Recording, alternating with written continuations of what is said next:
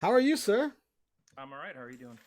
Oh, not too bad, not too bad. Stream is already up. I was just kind of putting it up and putting some music on to give people a chance to hop in and listen to my shitty country music.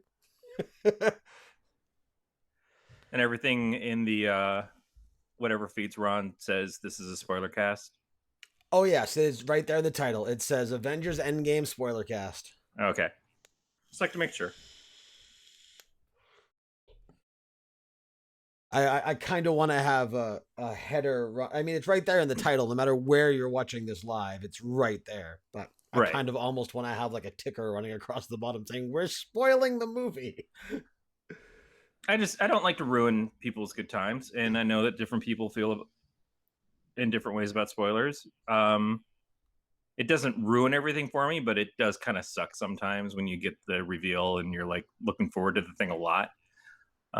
So I'm big on trying to respect people's feelings on it. But when you're actively listening to a show like this and we're telling you, hey, we're gonna spoil this, we're gonna talk about this stuff, that's sort of on you. It's not a we don't Right. tell anybody anything. Did But you did you hear about the Buffalo Bills player? no. Okay, so a Buffalo Bills player. Hold on. Let me see if I can find it. Uh did he delete the tweet?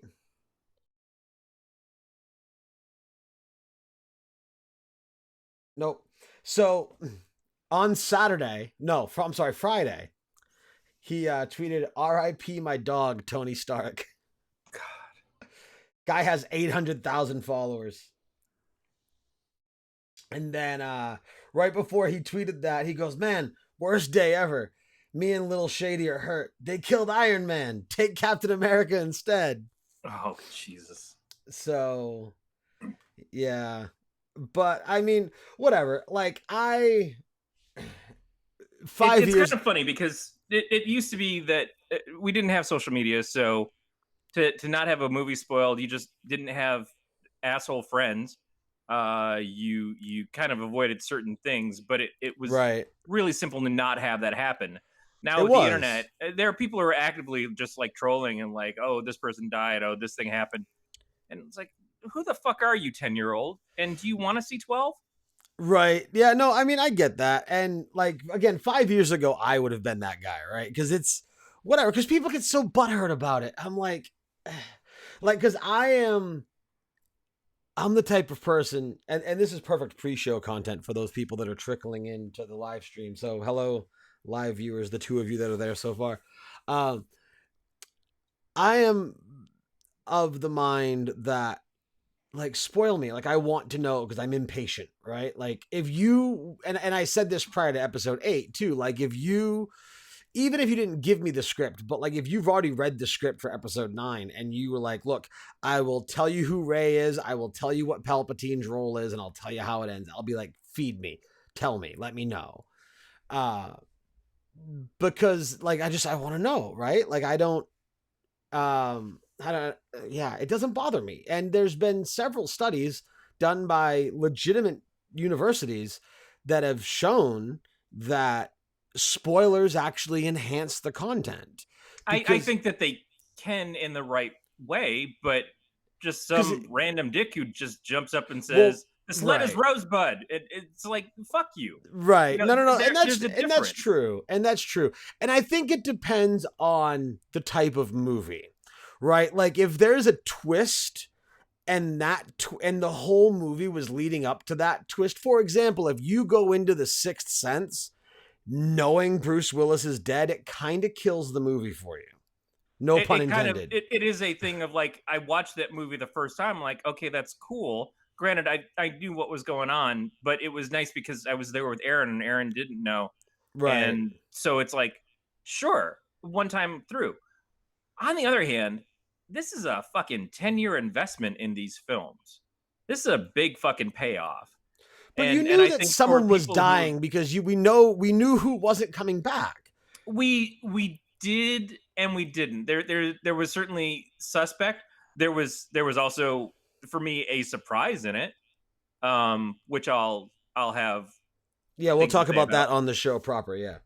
But it, that's still not the point, though, because it's really more how do they do it, and this journey has been so long. Like there are people who've been watching the movies over again in anticipation of doing this, like doing a whole marathon of this stuff. Some people actually went to marathons in the theaters for this. And to just be the guy who says, "Hey, fuck you and your enjoyment." That's the whole point. It's like it doesn't matter if it's right or if it's wrong. Being a dick is being a dick. And I don't like to be that guy. Like I'm conscious of it when I'm at work, and the guy that I work with, we went and saw it. His wife got some tickets for a special event that Audi was having, and so that's the only reason why I got to go on Thursday. And the next Right. morning, we're sitting there and we want to talk about it, but we're also trying to be really conscientious of the people around us. Not everybody around us are people who watch Marvel movies. We work in an office, but just in case, man, I don't want to be the one who says, "Hey, it was really weird what they chose to do with Thor in this," and have that person be like, "Shit, Dude, asshole! that was I don't get so to see that until good. tonight." That was Just so because I'm good. the lucky motherfucker who gets to see it first doesn't mean that it's then my prerogative to go and fuck it up for everybody else. Well, right. See, so here's my thing, right? If like with morning stream, I think I just said like a dozen times in 30 seconds. With the morning stream and stuff like that, like they always talk about Vince Gilligan. And Vince Gilligan's spoiler rule is 2 weeks. And I think that's a little generous. In my eyes, in my personal opinion, if you care enough about being spoiled, you care enough to see it opening weekend. But that's not fair to everybody who didn't know that something was there. Like, so the person who's never got to see Breaking Bad and just finally finds it for the first time, and they're like, "Oh yeah, I want to watch this Breaking Bad thing. I'm like through the fourth season right now," and you just go, "Oh yeah, here's how it ends." It doesn't matter that Breaking Bad was done 3 years ago. That person, it's brand new, and it's their moment now. But I think at that point, that's on them and not like we can't. This almost you can almost expand this into the broader spectrum of the political correctness conversation. At that point, does it fall on me to make sure that every little single thing I say isn't going to upset somebody? Or is it on the other people to kind of make sure that they're curating their channels? Like, if you don't want to be spoiled, don't follow Joe Blow on Facebook. Don't follow all these movie websites. Like, if you are putting yourself in the line of fire, don't complain if you get shot. But that's unfair too, because it's like, hey, if you want to spend any time on the internet, fuck you. You don't get a choice in But you anything. can use And like also, I want to be clear. They're spoiling something accidentally, and they're spoiling something to spoil it. But there's also And tools to avoid them. Like you can filter keywords on Twitter. Like all you had to do was filter Endgame and like Endgame and Avengers, and again, you that's the premise of, oh, but I have to know that this is something that I don't want spoiled. It's putting a lot of right, onus on somebody right. to be prepared to have this. It's just a matter of don't be a dick. And But I like there's being a dick. reasonable things of like when I'm working in a comic store. If I'm Right, at the comic store and the new superhero movie is out and a customer comes in and it's just us in the store and we're having a conversation about the movie and we're both like really into it and stuff like that, and then someone else comes in, I'm going to start to hold back immediately for that third person until I know that they're ready to talk about it. If they're not, I don't want to fuck that up for them. But if it is the general context of I'm sitting on a curb talking to somebody and someone walks behind us and we happen to be talking about the Avengers Endgame and that person hasn't seen it yet, I'm not going to shut up because that person's walking behind me because I don't know who you are. I don't know anything about what you're doing. And you, granted, don't get much of a choice, but really shouldn't be listening into our conversation. It's not like I'm here to fuck up your day. We're just having a conversation. So right. that's So a little different. If someone's so having a in back and forth and like, God damn it, Downey, I really wish this hadn't happened with your character, Twitter to Twitter. That's one thing, and right, and I feel like, yeah, you're probably sitting there, you're following Robert Downey Jr. You have an anticipation of knowing or not knowing what happens in Avengers. But right. if you're the Really person who's quick. just found Doctor Who, I don't want to fuck up Doctor Who for you. Right. Really quick in the chat, JF says he goes, "I'm with Nate on this. I agree. You should be careful not to spoil something for new people, like you were saying. But once a show or a movie has some age, It's on those that miss the boat to endure. I Half the can't fun believe of that it's on those who missed the boat, because some people weren't alive. Some people, it's a financial thing. Like, you might be the person who gets to go see it in theater, but if you're a person who's poor, you don't get to go see movies. Or you got kids and you don't get to see movies. You have to wait for them to show up on cable. If you don't have paid cable, you might have to wait for them to show up on Netflix, or you might have to wait for them to show up on broadcast TV. It's not fair to assume that everybody's in the same position as you are. And yes, right, that is a bit of political correctness. And in Brandon. That my is mind, I something. know that that's easier to pull off than it really is. But Right, it's the same thing of like, don't try to do it. And we're in an era of people who like to fuck things up for people. And right, that's what Brandon. pisses me off. We're still in pre-show, so don't worry. We're not actually talking about the movie specifically. We're saving that for when you get here and the appropriate show start. We're talking more about just spoiler conversation in general. Um, JF says, but should the world be paralyzed from the broader experience because some people have kids? And like again, I see both sides of it, and I think that Okay, I ask think I JF how he would feel if somebody spoiled the last bit of story in A God in the Shed on an Amazon review. So everybody who goes to Amazon and that's they're like, "Hey, I've interesting. heard about this book and I want to buy it. I'm going to check out a couple reviews." And the first top Okay, review okay, is like, "Here's the end of the story." but that's different. See now that How? How is it because different? Because God in the because Shed's if been out for a couple of years, right, but that's and if you different wanted to invest because in it, you could have invested in it. By the right, way, and I agree with you, but that's different because if I it'd be no different than if I went on to pre-order Endgame on iTunes and I in the review section or even just Infinity War and in the review section I wrote the end of the movie. That's being a dick because the people that are looking at those reviews are people you know haven't seen the movie. and that's who I'm talking about. I'm not talking about casual spoilers of accidental nature. I'm talking about the people like, oh, I was reading this book and I'm really into it, and the person's like, oh yeah, the killer is this person, and you're like, you son of a fuck. I'm just now in this thing, and well, yeah, but it came out a few years ago. I just, it doesn't matter. It's still the journey. Fuck you and your Well, journey. no, it is still very much the And journey. sometimes it's a journey, and sometimes it's still a big part of that journey is finding out the thing, or getting your guesses in along the way as they drop clues and But I stuff. will say so one of the and again, we've got about 5 people in chat right now, so if just to appease Corey in case anybody missed it, we are talking spoilers about Endgame eventually. Right now, we're just kind of discussing spoilers in general, but we will be spoiling Avengers Endgame. So if you have not seen it yet and you care, tune out and listen to it And later. and again, this is more of the people who are going on to Facebook and posting spoilers, Well, right. And like, knowing that they're going to be seen. I saw a meme, and I thought the meme was kind of great, but also a dick move. It was Tony Stark with the glove and he snaps his fingers or it was a gif, sorry, not a meme, it was a gif. He snaps his fingers and then it quickly switches to Thanos evaporating into dust and then it quickly switches to you've been spoiled. Now, again, cool, whatever, but that's still kind of a dick. Like if That's a like total dick move. I'm not going to see that, but if I hadn't like I knew that Han Solo died before I was in line waiting to get in and I like an idiot I was on Twitter and I saw a picture put up that was the lightsaber going through Han Solo and it says Han Solo was killed by his son in episode 7. So like I knew what was but that didn't ruin it for me. Like No, I know it didn't ruin it for you. but I also knew going into it that he was going to die because I knew that behind the scenes, the only way that Harrison Ford would agree to do the movie was if Han Solo was killed in the movie. Like that was part of the agreement. Yeah, but let's step back for a second. Uh, Putting mayo in a sandwich doesn't ruin the sandwich for me. If it's peanut butter, it might. But there are plenty of people who like I'd like my sandwich without mayo, and you're Mayonnaise is like, well, demon sperm. indiscriminately, I'm gonna put mayo on it because fuck you. And if you didn't like that, you should have made your own goddamn sandwich. Thank you, Subway. We're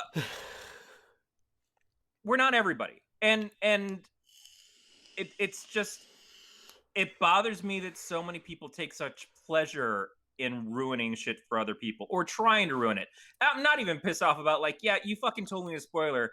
You're a fucking dick. By the way, we're not friends on Facebook or anything anymore. Because that's not a person that I want in my I don't life. think it's that they enjoy ruining No, they it. do. No. Okay, there might be some, but for me, when I used to be that guy, because again, I would be that guy, which I'm sure comes to no surprise to anybody. Right.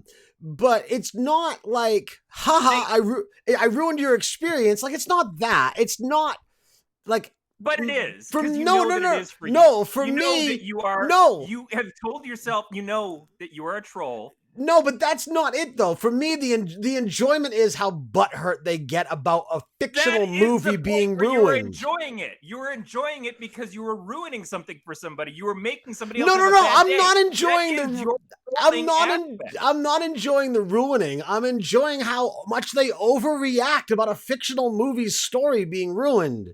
Ruined. The overreaction is absolutely, for some people, it's like, that's a bit much. But for example, I get the same thing of like the people who can't survive without coffee in the morning, and they're like, oh, I can't do anything today. I haven't had my coffee. It's like, Jesus fucking Christ, that's the world you live in. Yeah, I can't. Careful, you've got some close friends that you're poking at here, and I am poking the bear on that.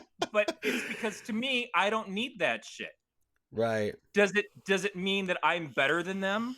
Does it mean that they deserve to be butthurt about their coffee? No. If they want coffee, they should have their coffee.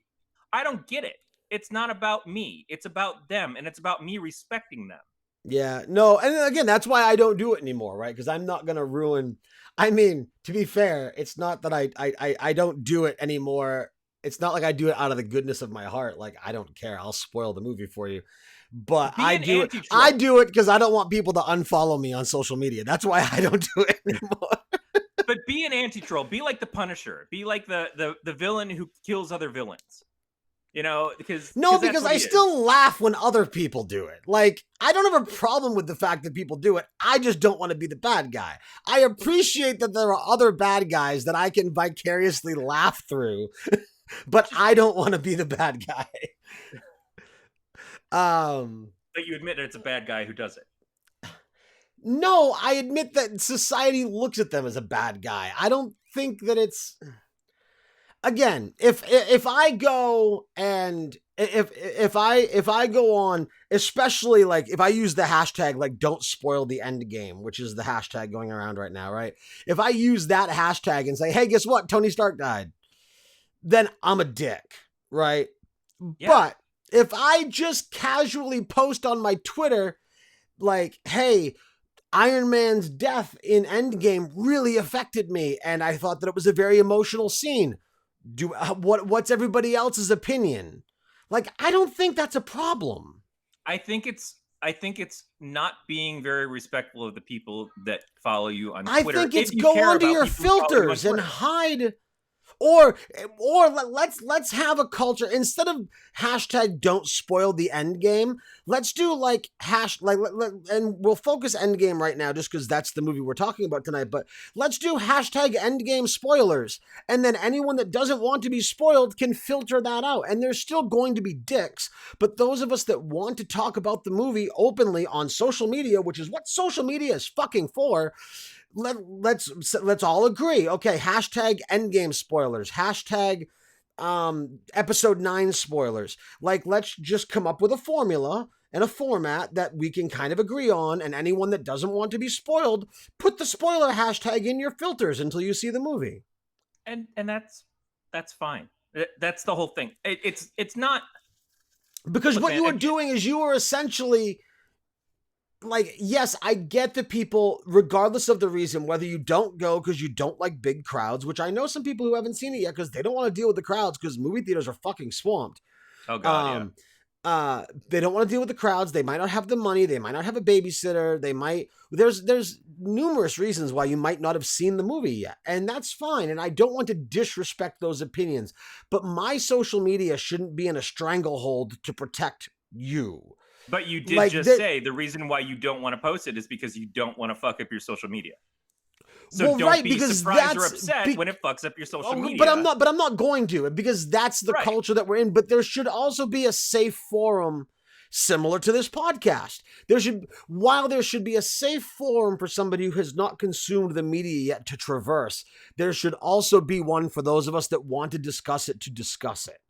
Because like you can't, like, I mean, there was a post. I do follow JoeBlow.com. Joe Blow is one of my favorite movie websites. And they had a post on Facebook that said, hey, the Endgame is out. What are your thoughts? So in the comment section, we're commenting, hey, we thought this, hey, we thought that. And in that comment section, people are bitching about spoilers. It's like the fucking post asked us what our thoughts were. Well, so the response... Joe Blow should have thought that through a little bit.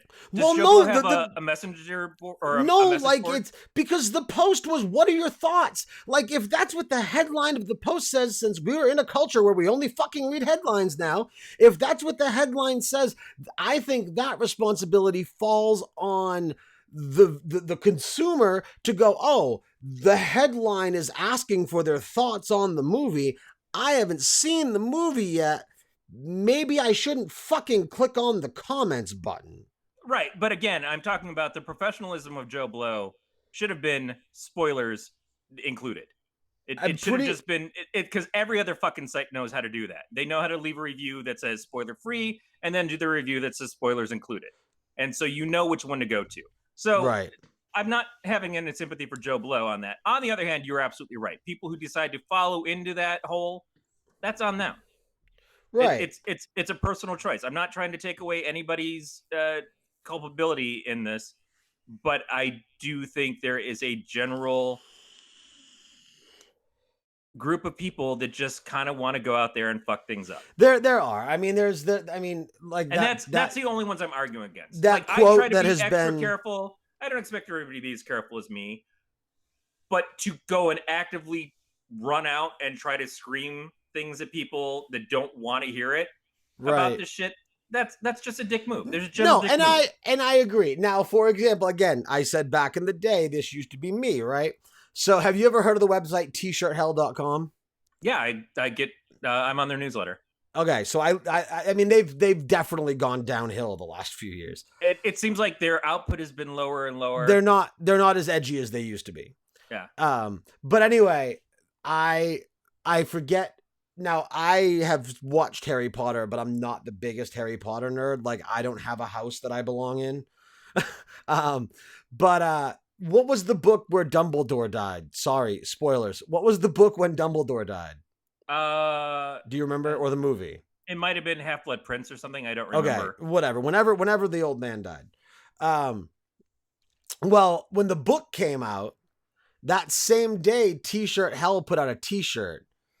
And whatever page number it was, it says, oh, hey, by the way, Dumbledore dies on page whatever.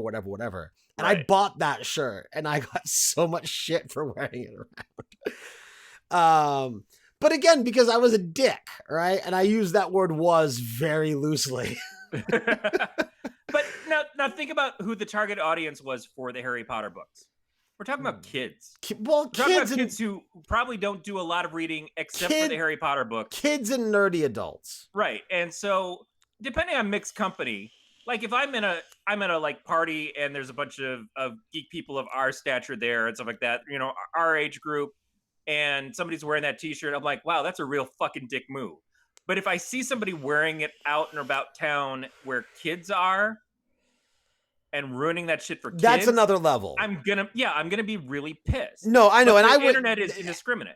Right, it is. Well, people are also ageless on the internet too. So, right, like it's I don't know. Fuck, this could be an episode in and of itself. Anyway, what time is it? It's not. So about 15 minutes ago, Brandon said he'd be here in about 15 minutes. So before we officially start, I'm gonna run to the bathroom really quick. All right. Brandon should be joining us momentarily, and then we will dive into Endgame spoilers. I will see if I can open the chat without affecting things. So, yeah, you should, I wonder how that works. I gotta see, because we're on Restream. Well, no, the Restream bot should send the chat everywhere, because, it was Brandon in YouTube. JF's just been in Twitch. But I mean, I'll for the sake of conversation, I'll narrate the chat as it comes anyway. But yeah, I'll be right back.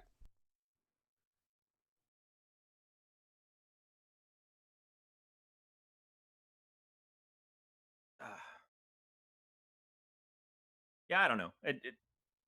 Like I'm a bleeding heart kind of guy, so it's always important to me that everybody have a good time, not feel kind of singled out and beat up by public forums. But what do I know? I'm also for culling humanity, whittling us down to size a little bit, getting rid of the sick and stupid. You know, the liberal way of thinking.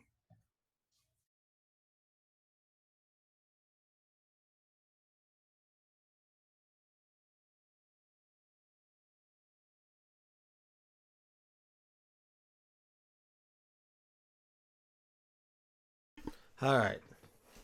Vape is filled, bladder is drained.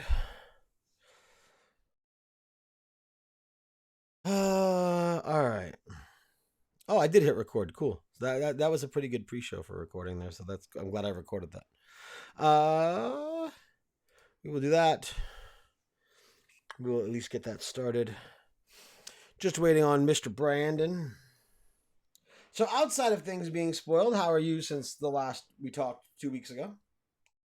Good. Cool. Mostly relaxed. I have a potential project coming up podcast wise that would reunite me with one of my podcasting partners and another person. Awesome. I'm excited about. Very cool. That reminds me, and I don't mind discussing this openly on the stream. That's fine. So Brandon and I had an idea, as it's been discussed time and time again. I was not the biggest fan of Game of Thrones. Right. I've seen about the first third of the first season. Right. So I thought a fun little podcast idea would be, let's have Nate watch Game of Thrones. Right. So me and Brandon would watch Game of Thrones. Are we going to call it Native Thrones? Well, so apparently there's a quote of some sort. I do not know the context from the show, but it's like, I drink and I know things. Mm-hmm. So we were gonna call it I vape and I know things. Oh God. But anyway, so this has progressed further, right? So we're like, well, why start a podcast that has a definitive end date? Because once we run out of episodes, because the show is over, or it will be over in 4 more weeks, once it's over, there's no more podcast, right? Which I know people do, like, it's not a bad thing.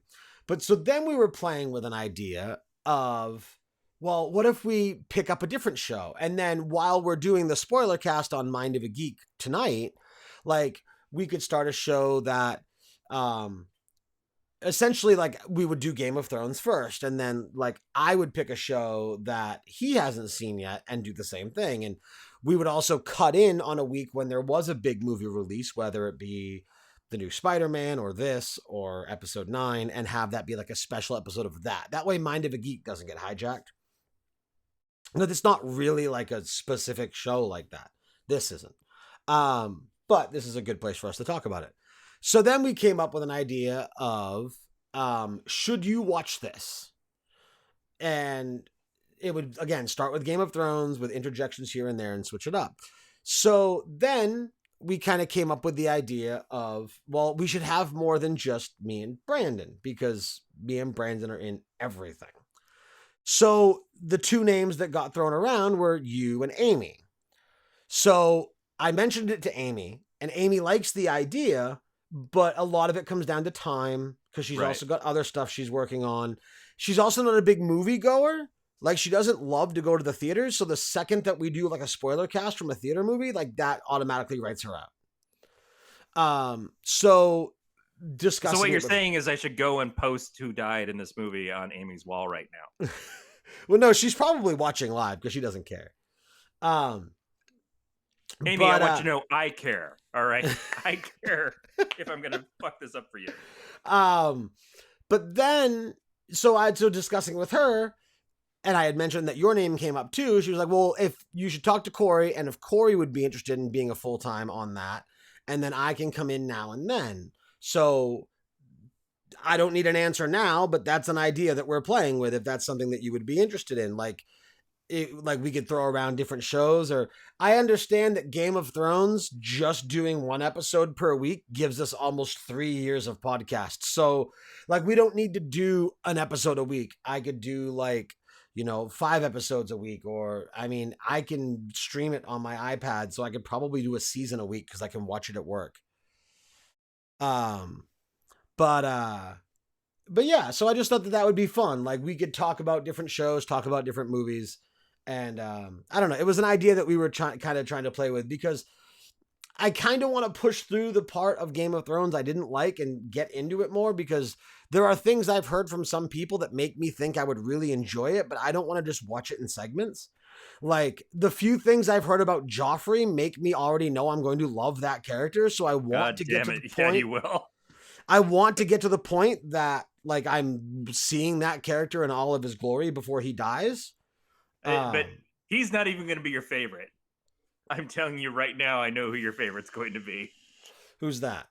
Oh, I'm not going to say. I'm not going to say. But I am pretty sure I know exactly who it's going to be. And if Brandon was here, I could just make eyes at him and he would know too. Well, I And we know would a agree little on bit of the lore, and again, I don't right. care about spoilers. It's not So about spoilers. It's just so it's for my you own don't. sake. I'll just hold back. But Okay. when as if we get into it, then yeah, we'll get into it. Um, Is it Littlefoot? Is that his name? Littlefinger, no, Littlefinger? That was close. Because he's kind of a dick, right? but he's a compelling one in the sense that he seems to just be trying to manipulate everybody towards his end goals. It's not about doing harm to others, although there's people that he singles out, but it's more advancing his own stuff. Okay. Whereas Joffrey's just like an outright sociopath, right? Right, exactly. Yeah. JF, what sounds terrible? The podcast idea?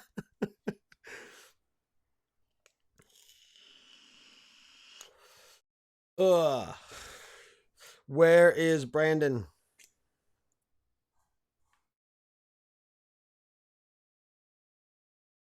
Anyway, one thing I was going to say in that discussion though was Yeah, go that ahead. there was this segment I did on Else Nerds a couple of times called "I Ain't Got Time to TV," Okay. which is I would take a popular series that has ended that I've never seen, and I would watch the first episode and the last episode, and just kind of like try to fill in the holes of what went on, and then at the end of it give a positive or negative if I ever plan on going back and actually watching the series.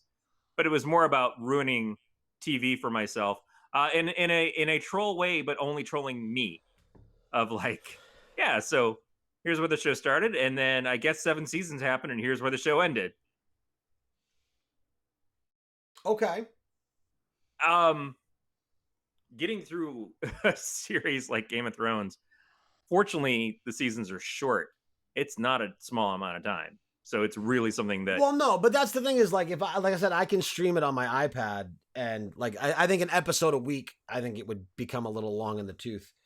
But oh, he said he's working on it. But I mean, again, I mean, I can watch it at work. Like right now, I'm watching the last season of Gotham at work because it just ended Thursday. Yep. And it like the whole last season was like $15 on iTunes, and I'm like, sweet. So I'm watching that at work right now. Because I just propped my phone up on the machine, and I have an XS, so it's HDR 4K on my phone. So, I'm just watching it, and that's really good so far. I'm like a third of the way through the last season, and man, I am so bummed that show has ended. I'm pissed too because another show that I just recently discovered and binged the first 3 seasons on Netflix got canceled today too. Yep.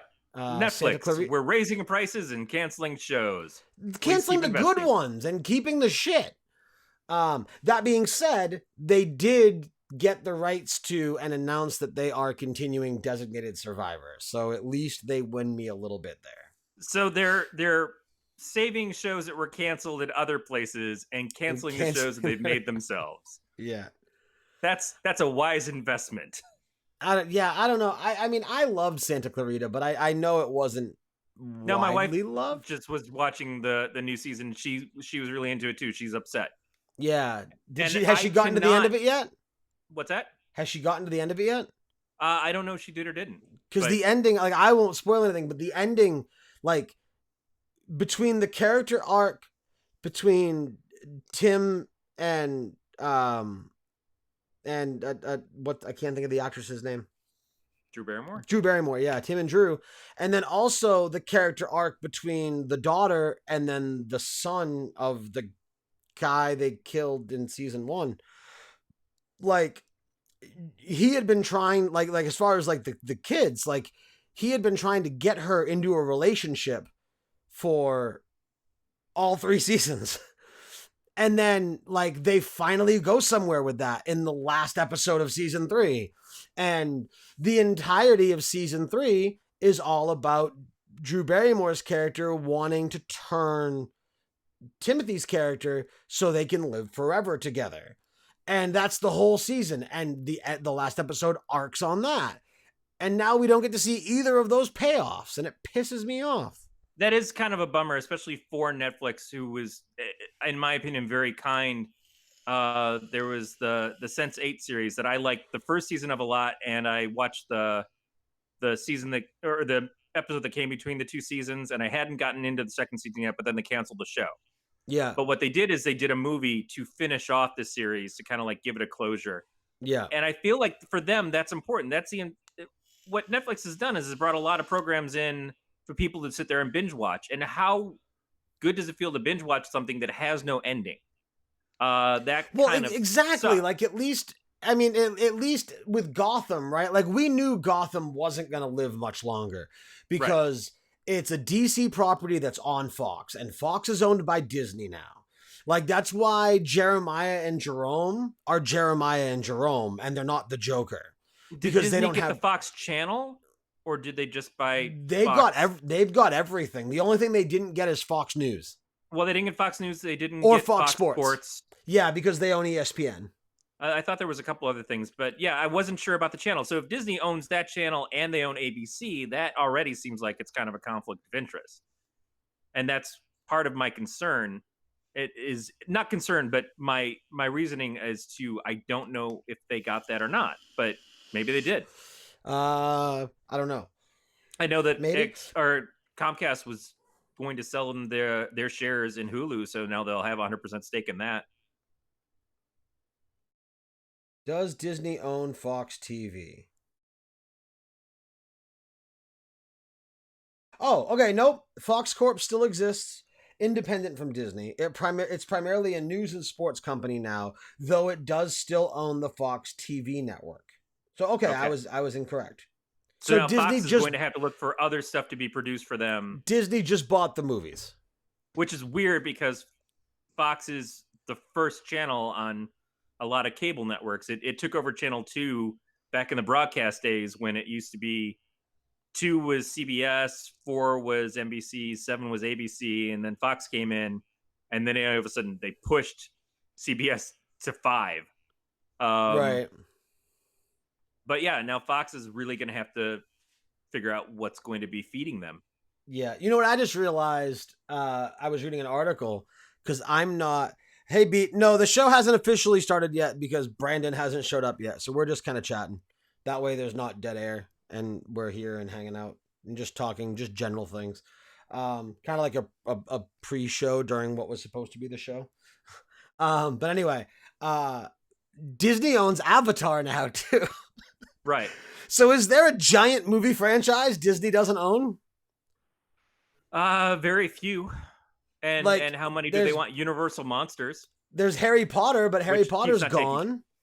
Yeah, that's Universal. Yeah, so or Universal, Paramount are some of the only ones that are left. Right, but do they have giant movie properties right now? Like, I don't mean the production companies, but I mean like just like IPs. Like what massive IPs are out right now? You've got Marvel, you've got Star Wars, you've got Avatar, or Harry Potter's Warner Brother, yeah. So there, but yeah, so there we go. So DC is a pile of garbage right now.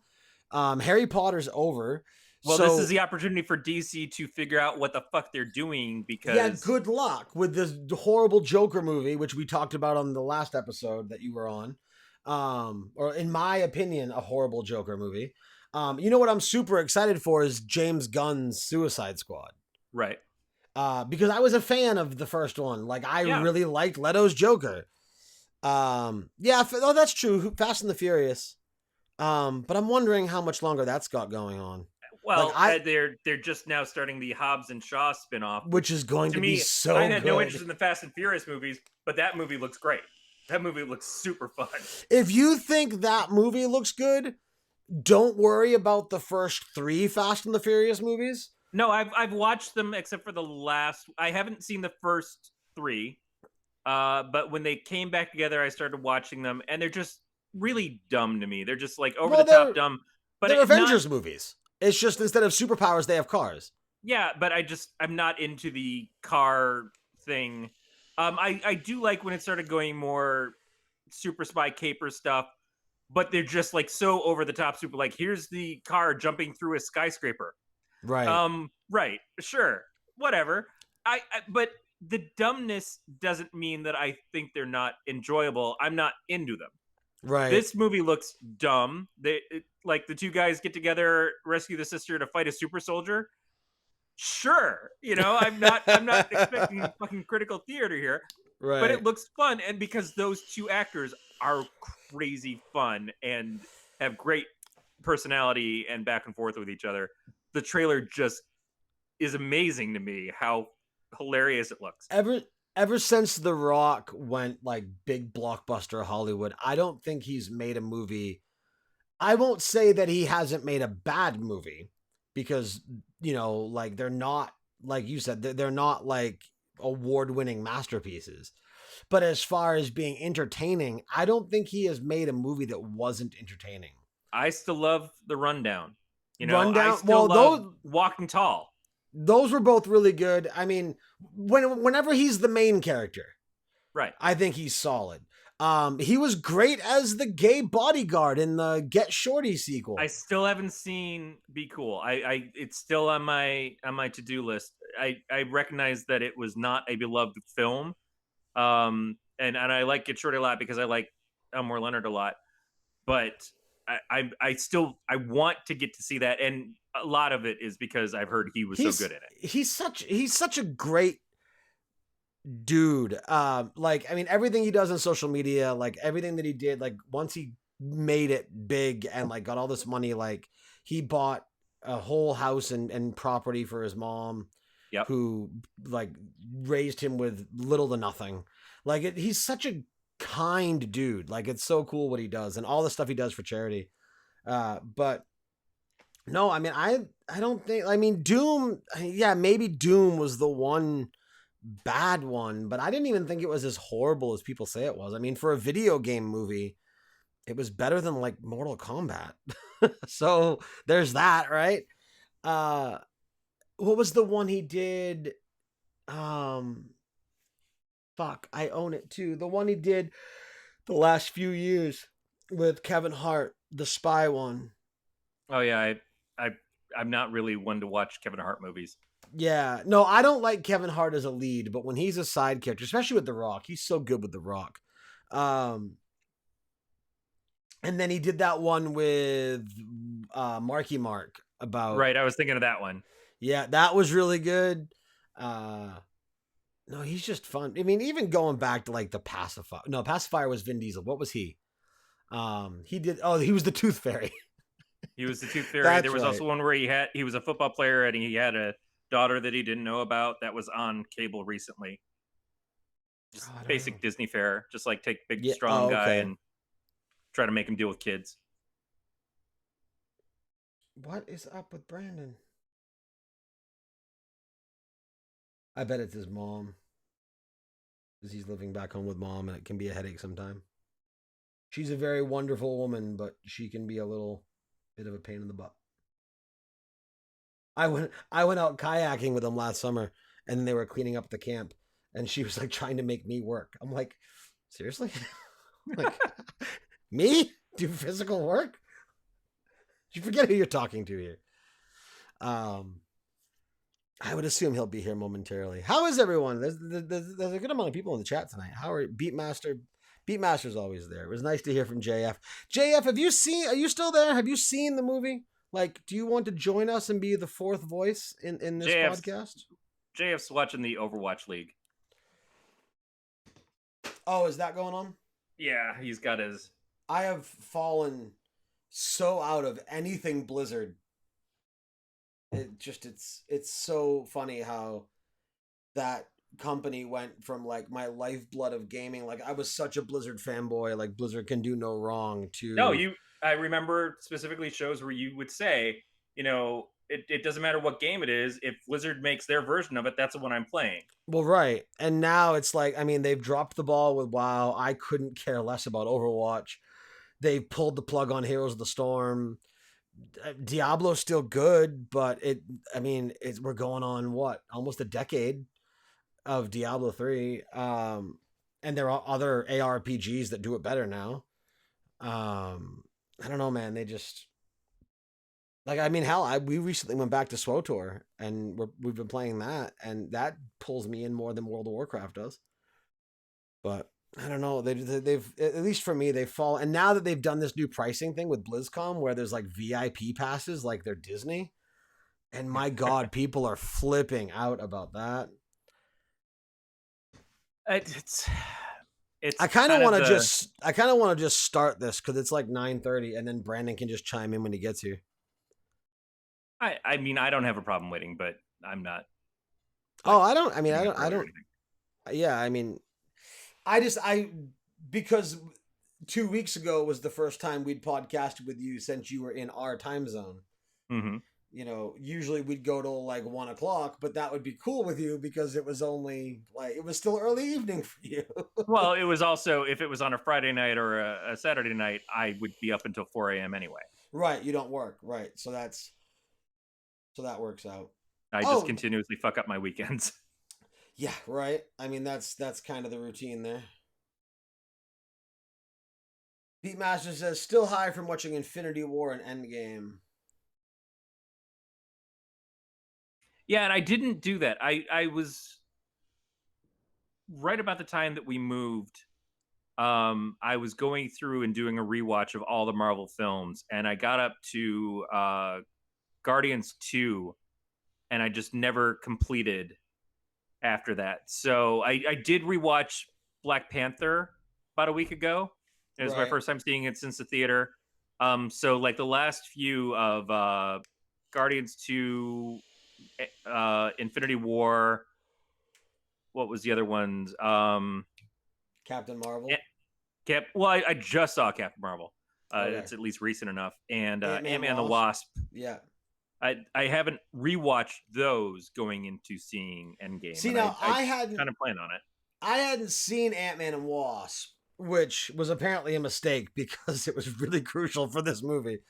But I still knew enough to kind of follow along. And honestly,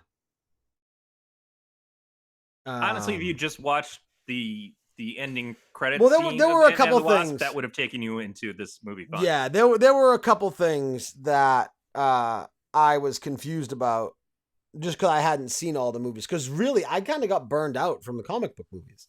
Yeah, you were saying that. I loved Black Panther and I loved Captain Marvel, but because again, the plan 2 weeks ago was I wasn't going to see this in the theater because I was burnt out for one, and two, the 3-hour runtime is ridiculous. It didn't feel like 3 hours. It was so good. I loved every second of it.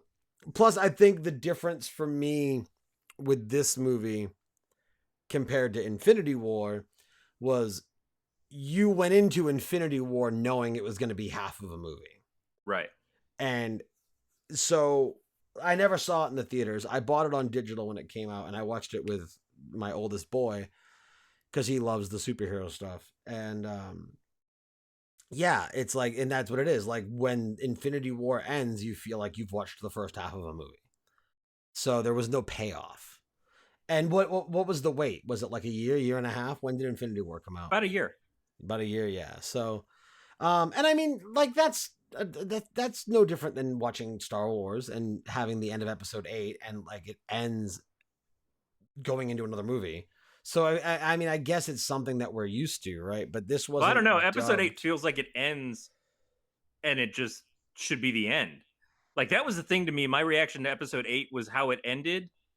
In a lot of ways felt like that should just end the stuff because it was a downer in some ways and we still had no resolve for certain things, but the way that they inspired the next generation of the rebel forces and give you that uplifting moment at the end of like this next generation of kids are going to be the ones who fight this fight for us.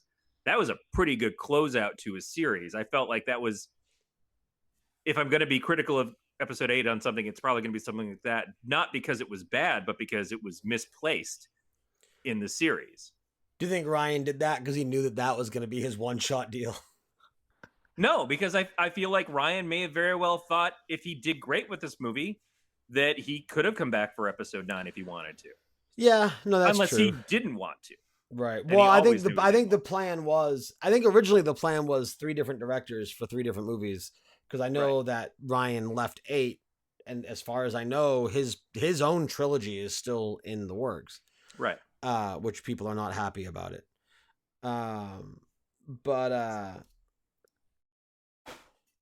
um, God damn it, the deal still stands. Yeah.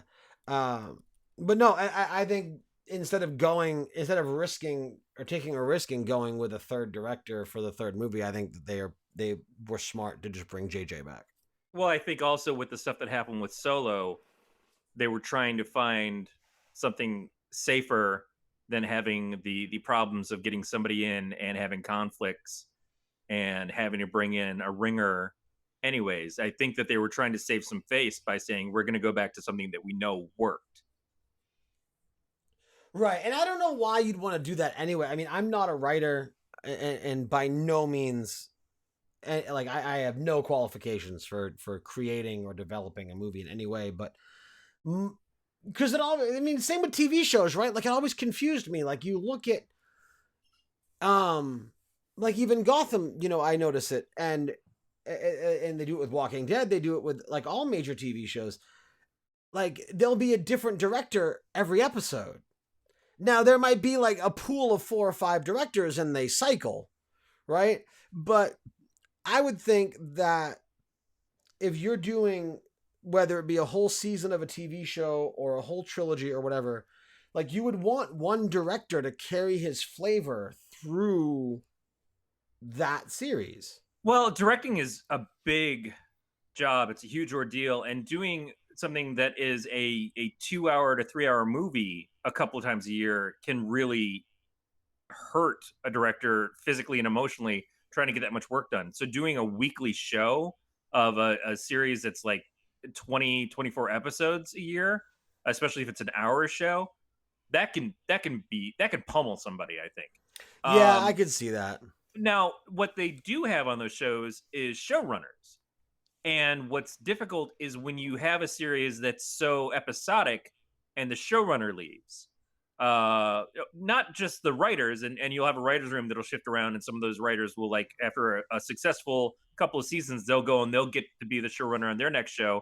And you got to bring new runners in. And you can feel that shift happen sometimes, and it's sometimes very dramatic. But if the showrunner leaves, that's more difficult. Like when American God started out and it had a showrunner who left before the series even started. Daredevil happened as well. It can affect things really bad, but worse when it's like they made it through their whole first season, everyone's got a feel for it, and like, oh, this is great, and then the showrunner leaves, and you're like, well, shit, what happens now? Right. But it depends on the kind of show. If it's something where it's just seasonal, like Arrow, it's like the first season is this, and you got a showrunner that's consistent for the whole first season. The second season, they're going to do a different story anyway, so it doesn't matter if that showrunner is the same person or if it's just someone that they kind of built up and like, okay, you're going to take it over now, and I'm going to go do the Flash. That works. But if it's a Breaking Bad, um, I'm not going to say Walking Dead because Walking Dead really went off the rails several times. Um, but part of that is because it keeps switching showrunners. But a Right. Breaking Bad, other shows like that, Justified, maybe kind of those sort of things where it's like they've got to fit in a number of seasons and they're trying to tell a whole story beginning to end, but give you your smaller stories interspersed in it. Right. Yeah, then you want some consistency. You want to have a quality writing that sticks around. That's best case scenario. But obviously, TV is not always perfect like that. And 7 to 10 years of your life, you can't always plan out for what's going to happen. Like I had kids and I needed to spend time home with my kids, or we had to have a big move because my wife's parents or my parents or something happened. And so we wanted to be closer to family. A lot of different things come up, or my contract just went out, or those shitholes fired me at NBC and I don't know what the fuck's going to happen in community now. There's like, what do you do? You just go with it. But movies are a little bit different. And I feel like a trilogy like the Star Wars sequels, it was probably a mistake. It was also probably Disney thought, well, we're doing okay in these other things and like the Marvel stuff is that they had different directors, but they had such a well-handed person as the lead with Kevin Feige. And I don't want to disparage Kathleen Kennedy, I think is who's in charge of Star Wars. Yeah. Yeah, I don't want to disparage anything she's done because we haven't had a lot of examples.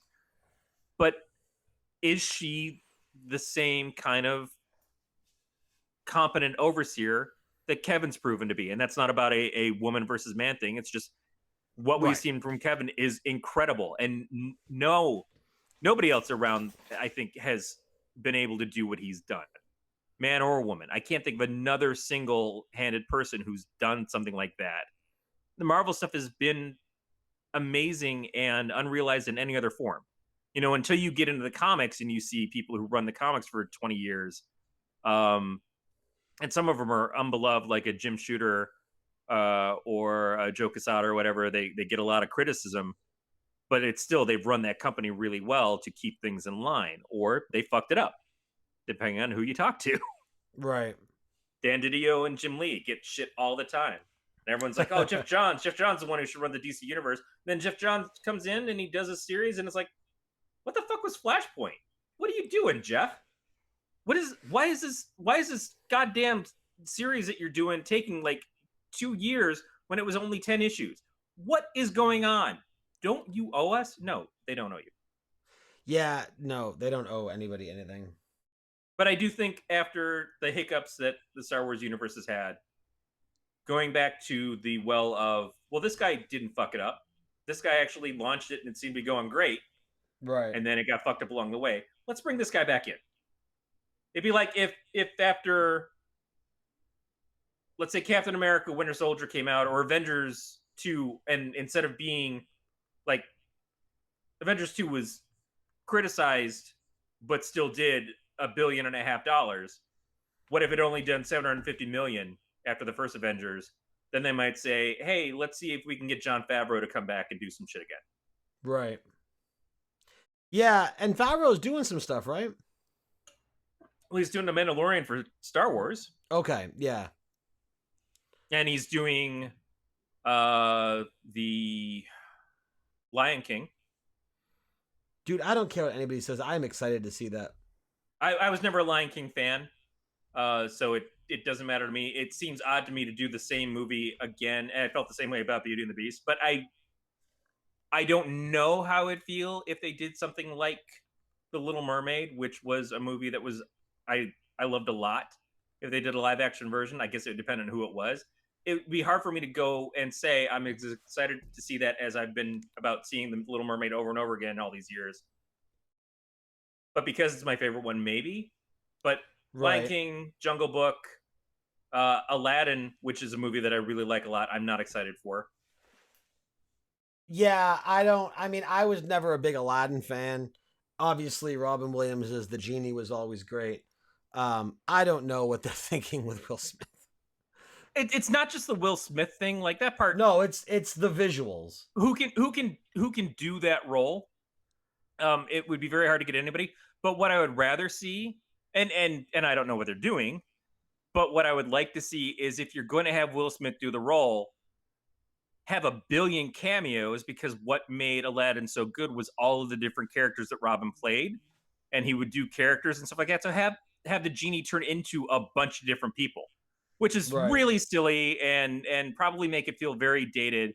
But boy, wouldn't that be fun as the one thing you could do to say this is how we remake Aladdin, and this is how we do it in the spirit of Robin. Is Robin could play 100 different people in a movie, and we have to take 100 different people to get them to play the part that Robin played.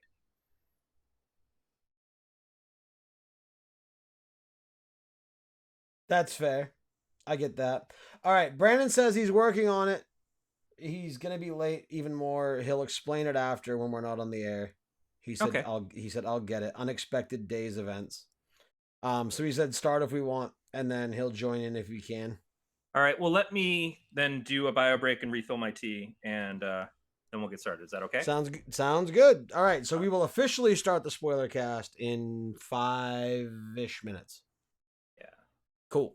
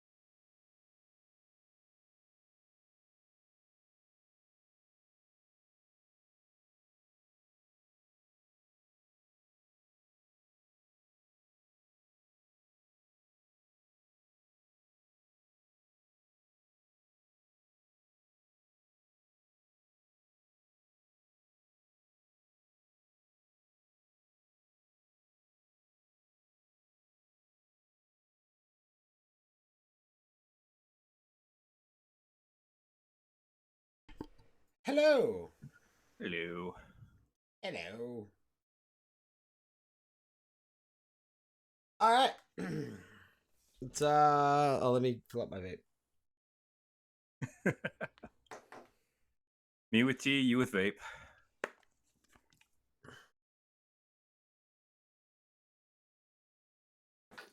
All right.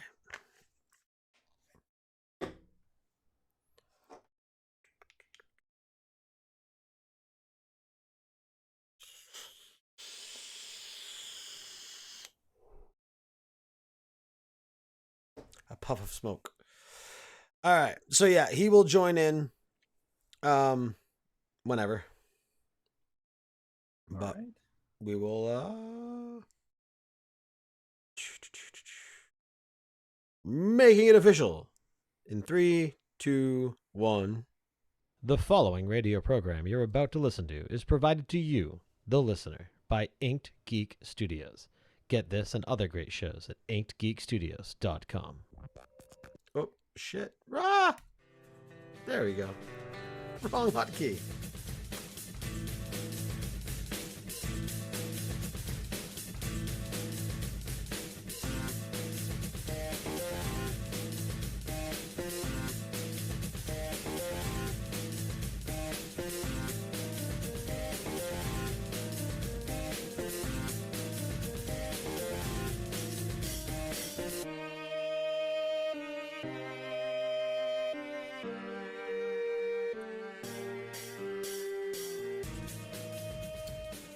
Good evening, everybody, and welcome to another episode of Mind of a Geek. I am your host, Nate, and I am not joined by Brandon. In his place, or not in his place, but he was coming anyway. But I am, however, joined by it's the third week with a Corey, but it's the Corey from week one. But still, we're on episode 3 of the Return of Mind of a Geek, and this is 3 Corys in a row. Corey Scott, welcome back. Switching Corys is like switching penises in bed. It's a little surprising at first, and then you just kind of ease into it. I'm gonna say it was like switching underwear. Yeah. But, switching penises works too. So for those that did not catch the title of the stream, for those that did not catch the title of the podcast episode, let me say it now for the sake of everybody. We are going to be spoiling Avengers Endgame. That is what this episode is for. Brandon should be popping in a little while. Dice Tomato, I know, was going to try and pop in as well, so we might be hearing from him in a little while too. Hold on, that might be him right there. No, it is not. Anyway, so yeah. But anyway, we're spoiling Endgame. It came out 2 days ago now. Wait, Nate, wait. I'm confused. I thought we were spoiling Avengers starring Ray Fiennes and Uma Thurman. The horrible, horrible Avengers movie from the 90s. Oh, is that what we're spoiling? I don't Yeah, think I've seen that, so that would but be a spoiler for me. it's more self spoilage if you ever get the chance. Don't do it. Don't do it. All right. It's funny because Wait, that Ray movie did Fiennes not was in make an Sean Avengers Connery movie? quit doing acting. It took League of Extraordinary Gentlemen, but that movie should have been a precursor to it. That was definitely probably like the man. If I'm in one more of these shitty ass movies. So as everybody knows, Avengers Endgame dropped on April 25th of this year, so 2 days ago now. It has done unprecedented numbers in the box office. It is blowing all the records out of the water. It is being extremely well received. It is the movie of a generation.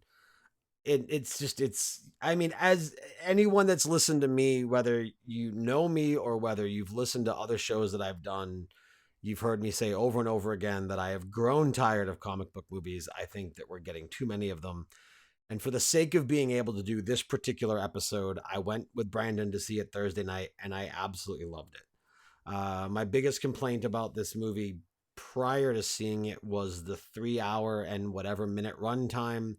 It did not feel like that. It was so well done, and everything was at such a good pace, in my opinion, that it didn't feel like 3 hours. It just felt like a fun ride. Yeah, Uh, I felt the same way about the runtime. Not the fact that it was going to feel too long, but just that it didn't feel like that. There were certainly there was a mushy middle section where things went on for a while, and I thought like, okay, we could probably have cut some of this out, but I didn't feel like I was being dragged. It was just like, this is a long movie. I realize right now why this is a long movie, right. but at the end of the whole thing, I was still amped up. It was I went and saw it at 6:30. We got an invite from Audi because they supplied Tony Stark's car in the film. There's your first spoiler. And they did a little pre-film thing that was basically a lengthy commercial, but a funny one, starring Brie Larson as Captain Marvel, talking to people about what's been going down on Earth since she's been gone, and that was a good time. But so the movie started probably closer to 7 for us. Got out at about 10. I'm usually in bed at 9 on a weekday. And then the half hour trek home and everything, and not having eaten anything but popcorn. But it all felt worth it, and it didn't feel like it was a mistake at all to go see it. No, in the chat, Beatmaster said it felt shorter than Infinity War, and I completely agree. It like everything clicked. It lined up so well. Just a quick cover. So this basically cleaned up everything that we've been watching for the last 11 years. Iron Man came out in 2008, which was the beginning, the real beginning of all this. Like, I guess the Hulk movie with Ed Norton is technically part of the MCU. Like, is the Hulk that Ruffalo plays, is that the same Hulk? It is supposed to be the same Hulk, and it's kind of alluded to that that is a continuation of the Ang Lee thing, but they don't try to really bring the Ang Lee stuff into it. But that movie did have ties in. For one, Robert Downey Jr. shows up at the end. William Hurt's character, who we see start showing up again in Civil War, and does wind up in Okay. this as well. He's introduced in that.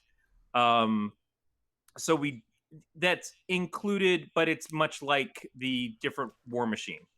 Is we don't talk about Terrence Howard You don't talk when we about it, don't have right? to. We it was always Don Cheadle in our hearts. Yeah, and that's fine because he's a better actor. I, Uh, nothing bad to say about Terrence Howard in the first movie, but Don Cheadle is certainly much more beloved by me. right. Yeah, it's Beatmaster, it's canon. So yeah, so it is canon. So yeah, so I mean, I don't remember when that movie came out, but It was after the first Iron Man. oh, was it? Okay, so the Iron Man movie in '08 was kind of the start to all this. That was Yes. the ball. Okay, so I was accurate there. Yeah, so this is all that. This is everything kind of compiled in, and this is that we have other characters that we've been introduced to that are going to be part of the next phase. But this movie said the farewell to Iron Man, said the farewell to Captain America, to Thor, uh, I believe to the Hulk, and Uh, here's my hesitancy on those things. One is we see at the end, and again, we're going to really spoil spoilers. this. If you're not ready, I apologize. He's gonna Uh, say that before everything he says about the movie. uh, at the end, we see Thor leave the planet with the Guardians of the Galaxy. Now we know there is a third Guardians of the Galaxy coming out. We know that James Gunn is being brought back for that movie. But in the state that things are left with the Guardians, dealing with the Gamora death from the last movie, to the return of her character and all of those characters in this movie, uh, it seems like there's a lot that this film could lead into for that third Guardians film, unless that Guardians film takes place before the Avengers movies do. It's a question of where that is going to be in the timing spectrum. The other thing is that Thor makes a really good joke that has already been emphasized in the comics, which is as Guardians of the Galaxy. I would love to see Hemsworth continue on because his interactions with those characters, especially with Rocket, was so well done. And he works side by side with them when we don't have a lot of Asgardians for him to play with anymore. Dude, fat drunk Thor and Rocket were that was one of my favorite interactions in the movie. Fat Drunk Thor, thank you, Marvel, for again giving me a potential to cosplay because it's hard for me to find You know that. what? that Dude, time. I was so heartbroken when we first get to see Thor and he stands up, and that because I lost that 60 something pounds last year, right? And I felt great. And like when he stood up and like everyone just kind of laughed, I'm like, well, that's what happened to me the last 8 months. Like, what are you laughing at? Like, he just looks like a normal dude now. So one of the things I think that happened with certain actors in these films, like Chris Evans as Cap. Chris Evans has been cut for 8 or 9 years now. Has been looking just spectacular. That is a hard thing to keep up with. That is not something I don't want to take fucking water pills or whatever it takes. Granted, I can't anyway, but the amount of hard work it goes to look like a superhero all of the time has got to wear on you. And I thought, like, how long does Chris Evans has to stay in that shape? How long does Robert Downey Jr. have to stay in the shape that he's in? And he's well older than me and still looks incredible. In that He's moment where well he comes older back all than sickly, he he's looks way better than well I older do. than most of everyone else in the movie. Right. Like And so I don't know if it's significant, but he is older than Evans and Hemsworth. oh yeah, he's in his 50s. But Yeah. for Hemsworth, who's a youngish guy and everything, wouldn't it be great if we just said, you know what, you don't have to be buff to be the superhero now? Yeah, but Because he I was don't know. The Cumberbatch is like a particularly. I know I he's wiry, but I don't think of him as like a buff guy. no, And that's he's why just the Doctor fit. Strange outfits were so cool to me, is because that fucking you can have pudgy people in those outfits and they look fine. They still look Right. heroic, and Right. I'm all for that. And so I'm like, what if we just continue on with Fat Thor? We lost Volstagg, Yeah, so he can fill but that role for himself. that was prosthetics though, right? Like Hemsworth Well, does sure. But what if he just gets to drink a beer now once in a while, Nate? What if he gets to enjoy cheeseburgers No. Okay, with a bun? so this is going to be a long episode anyway, but like so let's talk about that for a second, right? So one of the biggest and this is a total fucking tangent, but I want to go with it cuz it sounds fun. One of the biggest things in Hollywood over the last 5 years, maybe even the last decade, I don't think it's been quite that long, is whitewashing characters, right? Like you had ScarJo in that anime movie and other things here and Ghost in the there. Shell. Thank you. So what if they start writing chubby comic book characters, but instead of casting chubby actors, they cast jacked actors and put prosthetic chubbiness on them? Okay, so one of the things, I don't watch the show, but the show This Is Us has a couple on there that are both largish figures, and the actress is a large woman. The boyfriend slash husband to her is a much thinner actor playing in a prosthetic thing. And I guess there was some sort of feedback about him playing a character that's fat. Like cast And a is fat that okay? actor. Huh? Right. I said like cast a fat actor. Right. And certainly films often make fun of fat people. If you go back to things like Shallow Hal, with Gwyneth Paltrow playing an overweight woman, everything, it was meant to be endearing, but people had problems with it Well, because they felt like the fat people were being teased. And even in like this, Chris it's a lot of Farley. teasing of a fat person who's not actually a fat person. Like Chris Farley was always the butt of the joke, and Chris Farley even chose to be the butt of the joke well, in a yeah, lot of right. these But things. even going back before, I mean, look at Patton Oswalt, look at Yeah. Rodney Dangerfield. Like you always had that guy, right? Because it was difficult to find roles where the fat guy was seen as the The hero, love interest so to speak. and the Yeah, hero. Like, yeah. and usually it was in comedies, but it was rare. And I don't think it's something that we should gloss over, that people want to have representation of themselves up on the screen. That's why we need to have more Well, Thor parts with black represented actors. me, and then when he went on the screen, everybody laughed at him. Right, and that's what I'm saying, is that a skinny guy played fat for laughs in the movie. It was very funny, especially because we didn't expect it from Thor, I mean, and because Hemsworth is so funny. Think about right. I mean, despite the hate that the movie got, his character in the Ghostbusters spin-off, reboot, whatever you want to call it, was awesome. Yeah. But think about how that kickback would be different if instead of Thor, that was Black Widow. Right. Because that would be a lot of kickback, especially if the theater burst into laughter the same Well, way they did when it was Thor. and the fact is that we still haven't seen a woman of different sizing in the Marvel universe at all. No, but the one thing you can say about the women in the Marvel universe, and I think even in DC, is they're not that comic book stereotype.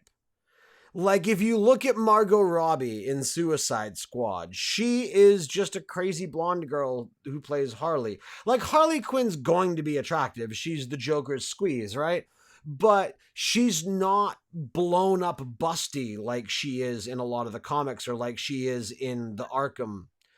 Remember the Suicide Squad commercials, and it was all about Harley Quinn putting on the top and staring at her in the. They had to extend the shorts because they were too short originally. Well, right, but she's got a realistic body. She's I don't know by whose standards. I mean, she's realistic because she's a real human. well, right, but she's not in a movie. She's not plastic. There was a scene in a movie where basically the entire scene was, we're going to show Margot Robbie in a bathtub and have her read you this excerpt from this book that the movie is about, because it's Margot Robbie in a bathtub, and that's the only way we can make this part interesting. And it was a joke scene, and it was done for the premise, but it was like, nobody's going to feel bad looking at Margot Robbie in this bathtub. Well, no, because it's Margot Robbie. Right, exactly. Well, right, so what I mean is, but that's not all that she is. Right, and that's the thing, is I'm not saying that someone can't be pretty and still be vital to a film or be a terrific actor or actress. That's definitely not what it's about. But not all the women look the same in the Marvel universe, which is great. Right. And there's still room for growth. Right. And I don't even think, I mean, up until the recent introduction of Captain Marvel, I don't even think we have any blondes. Well, Black Widow's been blonde at some point, but yeah, you're right. Yeah, but she's traditionally a redhead. Yes. So yeah, but anyway, I digress. That's another thing I liked in this, is that in the 5 years of the whole thing happening, is that her natural red hair is growing back, and you're seeing the blonde at the longer ends, and then you're seeing the red underneath at that point, and we see her talking to everybody up on the screens. I thought that was a cute touch. Because she probably doesn't have her hairdresser anymore. Half the population has disappeared. Right. So one thing that I want to touch on, because I don't think we're not going to bother trying to go chronological in this, are we? Are we just going to kind of bounce around and talk about what we want to talk about? Well, I'd like to start at the beginning, simply because it seems like we have a pretty long stretch at the beginning, and it's all the stuff that you see from the trailers. It's the beginning is the movie that we thought we were going to see. The Avengers get together, they're going to go into space, they're going to fight Thanos, and then all of a sudden we get Avengers Endgame, and then there's like 2 minutes after that, and then it's like a giant jump of 5 years in the future. So that 2 minutes really could have gone before the opening credit too. Right, that's true. Yeah, because opening. No, that's true, because one of the credits I will give to this movie is the majority of what we saw in the trailers was in the beginning of the movie. Right. The trailers did nothing to spoil what was going on. And a lot of the times, very well done. A lot of the times trailers will give away the whole damn movie. If you piece them together the right way. I mean, you might not realize that it gave away the whole movie, but after you've watched it and then you go back and watch the trailer, you're like, man, I saw the whole movie in the trailers. I just didn't realize it at the time. Yeah, I think the biggest reveal of the movie in the trailers was what happened to Clint. And not the beginning thing, but the fact that he becomes Ronin, who they never name in the film. Okay. Yeah. So I mean, let's go to the very beginning. So we start off. We start off basically what happens to Clint's family, right, during the end of the last film, right, which we didn't know about. And I thought it was a very emotional scene, and I even had turned to Brandon after the scene ended, and I'm like, man, that was a great way to start this movie, because I don't particularly care about Hawkeye. Like, I don't think like he's the Robin Hood of the Avengers. Like, just because he can shoot a bow really well, like, cool. I think it's more that he's the everyman of the Avengers. One, he started out in the comics. He started out as a criminal and had to prove himself to be one of the Avengers. Okay. Uh, Two, there's a lot of things that the characters had growth over the years. One of the things that I thought was really fun that they played with in this um, was that he's the one who shrinks down the first time to go back in time by himself. Clint, for a while, was Giant Man. He took over one of Hank Pym's identities. I'm gonna pause you for a second Sure.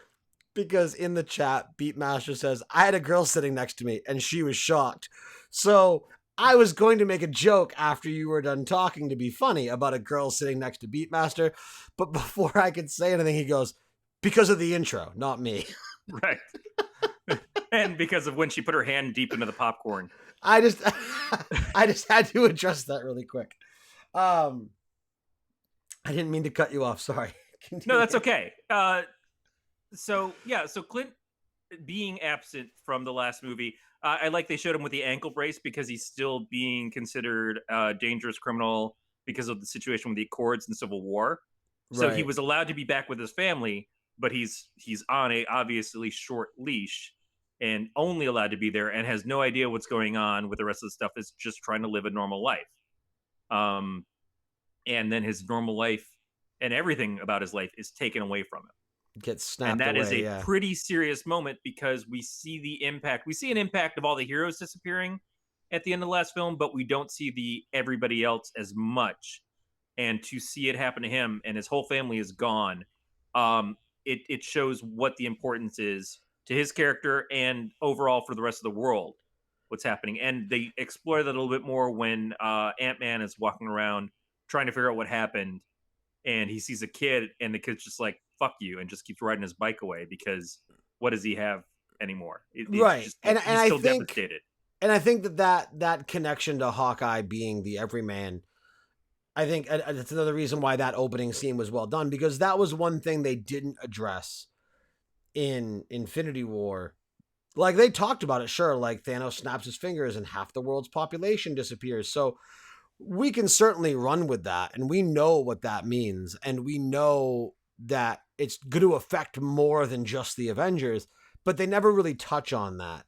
And I Right. think that opening up with that scene of him losing his entire family, like at first camera twist, like when the camera pans back to the tree and you can kind of see the ashes in the sky, Hmm. you think, okay, he lost his daughter, but then he turns around and he lost everybody.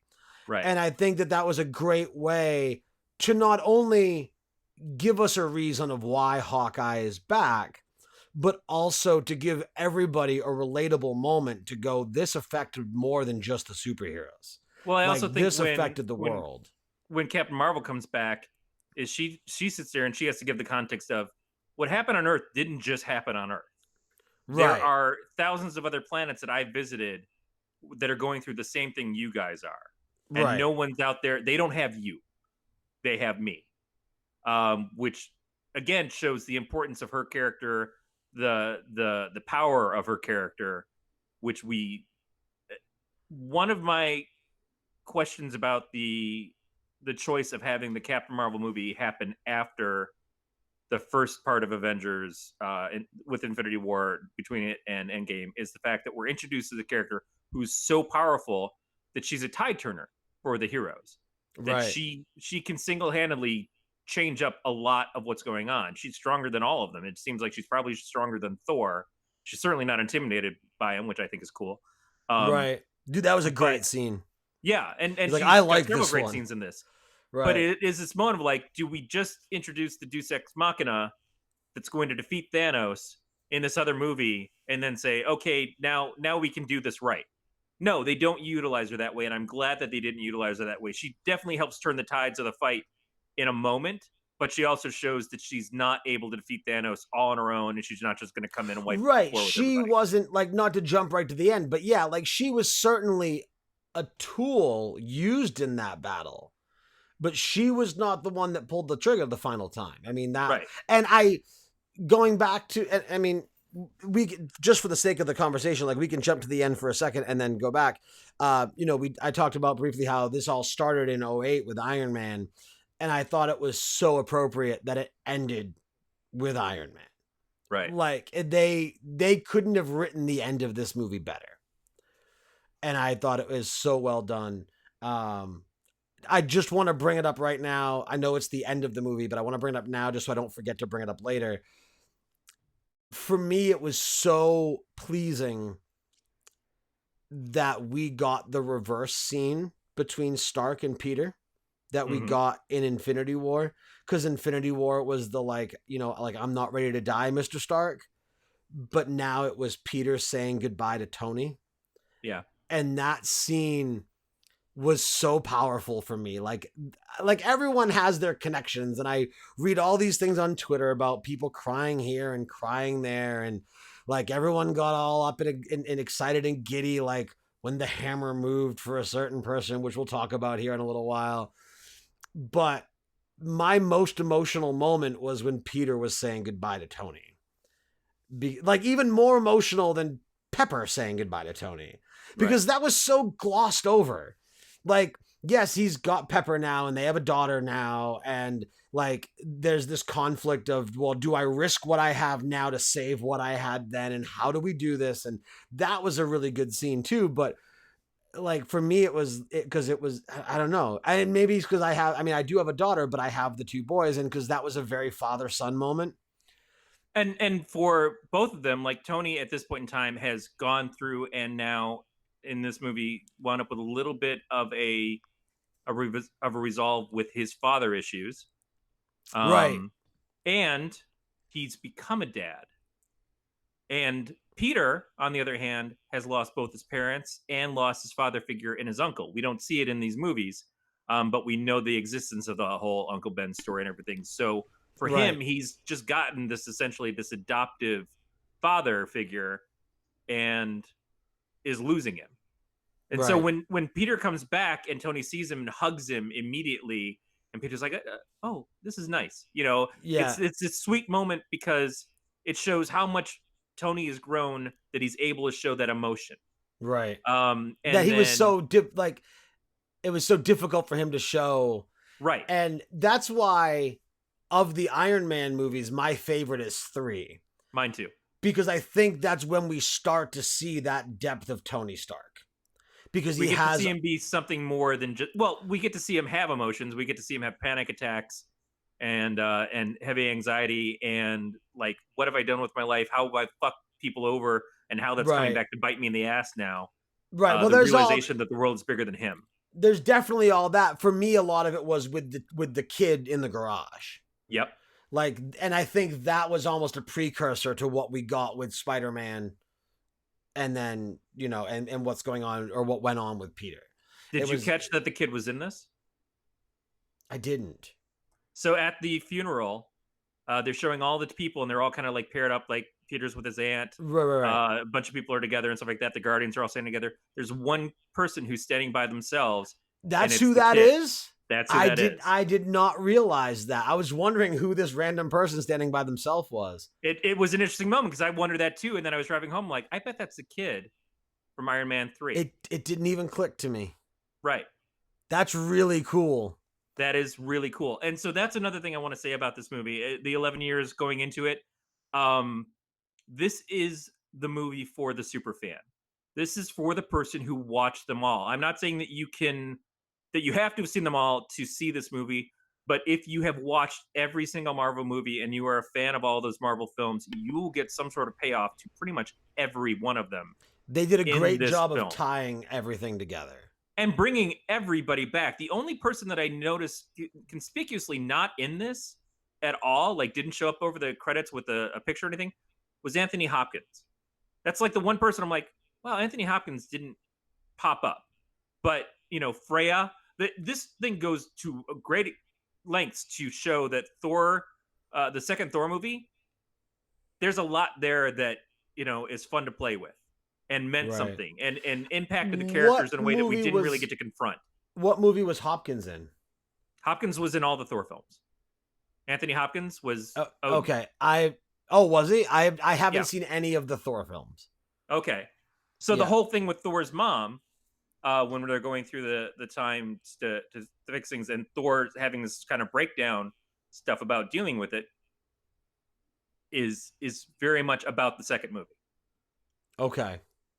It's interesting that we got it's interesting that we got the mom, but not. I wonder if they just couldn't get him. That's what I was kind of wondering too. But the mom thing was the thing that he Has he retired? Is he still acting? probably. I mean, he was on Westworld not too long ago. I don't know if he Okay. made it to the second season or not. Yeah, I'm not. I'm not sure. He'll always be Hannibal to me. But I felt like the mom thing was more important because the dad was always, again, like daddy issues are big with a lot of these heroes. But the moms are the things that we don't see them emotionally deal with. We saw it with Tony in Civil War, and I feel like Thor, we didn't get to experience it enough. It was about the payoff of like getting back together with Jane at the end. It was all these other things and stuff. But dealing with the loss of his mother, especially now that all of Asgard got ripped to shreds and there's only a few Asgardians left, like I Right. felt like that was an unresolved thing for Thor, and getting to deal with that in this movie was highly impactful for that character and the payoff of it. But all of the first Avengers film comes into play in this a lot. Obviously, Captain America: The First Avenger comes into this a lot with the relationship there. Winter Soldier comes into this with the Shield Hydra stuff. Like this is the perfect way to wrap up all these movies. It was so incredibly well done and well thought out that it's insanity to me how well they did it. Because Yeah. that is a lot to try to take in. But that is what comic books at their best do. And if you're Right. making a comic book universe, that's what you have to live up to. And I am just amazed at how well they did. They did To do a bring it all really good together. job. Yeah. And they did it well enough to where even things that were done as fan service to a point, it wasn't so overdone that somebody like me who hasn't seen them all, like I didn't feel like anything felt out of place. Right. Like I had questions, which I, referred to Brandon after the movie. Like I didn't know who Valkyrie was. I didn't know why Captain was able to pick up the hammer. And all these different little questions because I didn't see Age of Ultron, so I didn't realize that there was that little like game of who can pick the hammer up. Um, So so then I have to ask you, now having seen this movie and realizing that there's all these little bits and references in it, does it make you more inclined to go back and watch those other films that you've missed? um, some of them, like I want to go see Ragnarok, or I want to watch Ragnarok because I hear that that's just a great movie anyway. It is a great movie. Um, but I don't particularly care about Thor. Like I like Hemsworth, like he's good and he's entertaining in the movies, but I don't think I care enough about the Thor story to watch a Thor standalone. And I heard that Dark World was just bad. Dark World was not great, but Uh, the characters are great. It's kind of like the story was ridiculous and doesn't make sense, and they make a lot of allusions to that in this movie. right, Oh yeah, we got to drain the Power Stone. It's some liquid that's inside Jade, and he's drunk and he's talking about it like it's some dumb story. And he's kind of laughing like this is really stupid. Um, but in the end, if you like the characters, there's a lot of great stuff, and the Thor and Loki stuff in Dark World is really good. right. And then in the But chat there, JF says, "You didn't see Age of Ultron? Oh, what a blessed life you lead." Yeah. See, so I heard that Ultron was just bad. I Like didn't hate on Ultron the way that other people did, but again, I watch these things more for how the characters are than the story sometimes. right. So anyway, back to this. I mean, we still haven't gotten out of the beginning. We keep jumping around. So yeah, so there was the stuff with Hawkeye. There was this is everything that's happened, and this is what we have to do. Yeah, And it jumps 5 years. yeah, So the so people who they are still there have all aged 5 years. right, which causes some problems, I think. Oh God, yeah, we can talk about that too. Um, the one that comes to mind, and again, we obviously want to try and stay in order, but like we're gonna jump around. There's just so many things.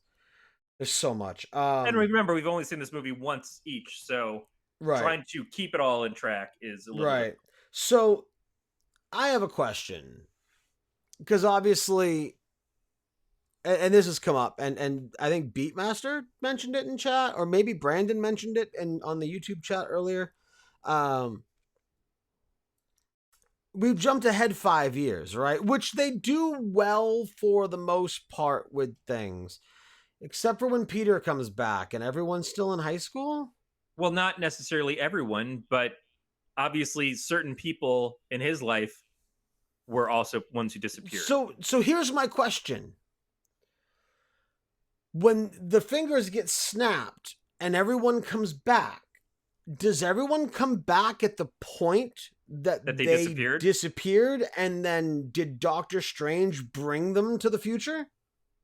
They don't. No, they come back today, having not aged that 5 years. They come back exactly as they were 5 years ago in the modern now Avengers. So 5 years has passed for the world. 5 years has passed for everybody who was still alive in the world.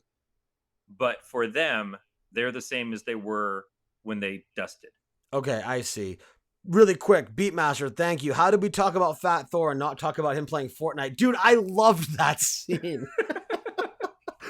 And then when he gets on and just like hate talks the guy over the headset, man, that was so good. There were a couple groans in the theater when it was Fortnite because fuck Fortnite, but man, it was such a good scene. But it was a good scene because of the fact that he was showing what kind of asshats you have to deal with on Fortnite. Too. Right, exactly.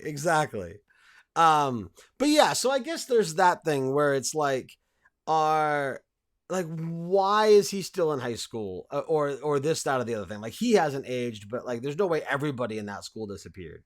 So like, there's that question there, and there are a couple things that are a little unanswered. I do. Hi, you're saying good night. Okay, good night. Love you. Love you. Sorry. That's okay. So they're for the people who come back, and so yeah, thank you. here's what we have to look at is that the next movie that we know that's coming up from the Marvel universe is shared with Sony, and that is the next Spider-Man film. And Right. and so a lot of impact to Peter Parker, who's been gone for 5 years, and the world has gone on. That's going to be like the most grounded film of the current series is Spider-Man of the things that we know are going forward, because Captain Marvel, space, Guardians of the Galaxy, space, Black Panther, his own fucking nation. Now Right. he interacts with the rest of the world, but he doesn't have to like account for much, and so much of the nation was affected by the fact that Black Panther disappeared for 5 years. So yeah, he's going to come back and maybe have to deal with some repercussions, but I would imagine the people who were still there held shit together pretty well. But Spider-Man is a kid in high school, and when you fuck up the world, you got to talk about how the world got fucked up immediately in that next movie. And so that's going to be some heavy stuff going on in a non 100% Marvel film. Do we know that Far From Home takes place post Endgame? It has been said that it takes place the day after Avengers Endgame. The day after. That's what it's been said. How the fuck does that happen? I don't know. I don't have any idea. It's just, hey, it's the world just became brutally unfucked. Let's go on a field trip. They can Stephen Moffat us if they want to and just lie to us. It doesn't matter. But all right. And so what happens to Peter, who's now like gone from having a suit that was made by Tony to not really having that suit anymore? Does he? I don't think he does. To all the stuff that's happening in his world, and now he's lost Tony. He's just found his friend alive again. He's just come back to life again. His aunt, they just went to the funeral for the richest man and one of the most powerful men in the world, who was also the world's first superhero. That kind of thing. Oh, well, that we knew about, because again, Captain Marvel happened before that. Right. And Captain America happened before both those. Right. So yeah, there's so many things that are left unexplained that I wonder how well they can gloss over them in this next Spider-Man movie. Because that's a big thing to do. And so if this movie was the last Marvel Universe film, period, sure. But if the next movie was Doctor Strange, I'd say they can go back and fix some shit. I don't know what happens. So what movies? So yeah, I read the same thing too. So, the well, I mean, with Doctor Strange and the quantum zone, anyone could get brought back at any time, apparently. Um, but Far From Home ends Phase 3.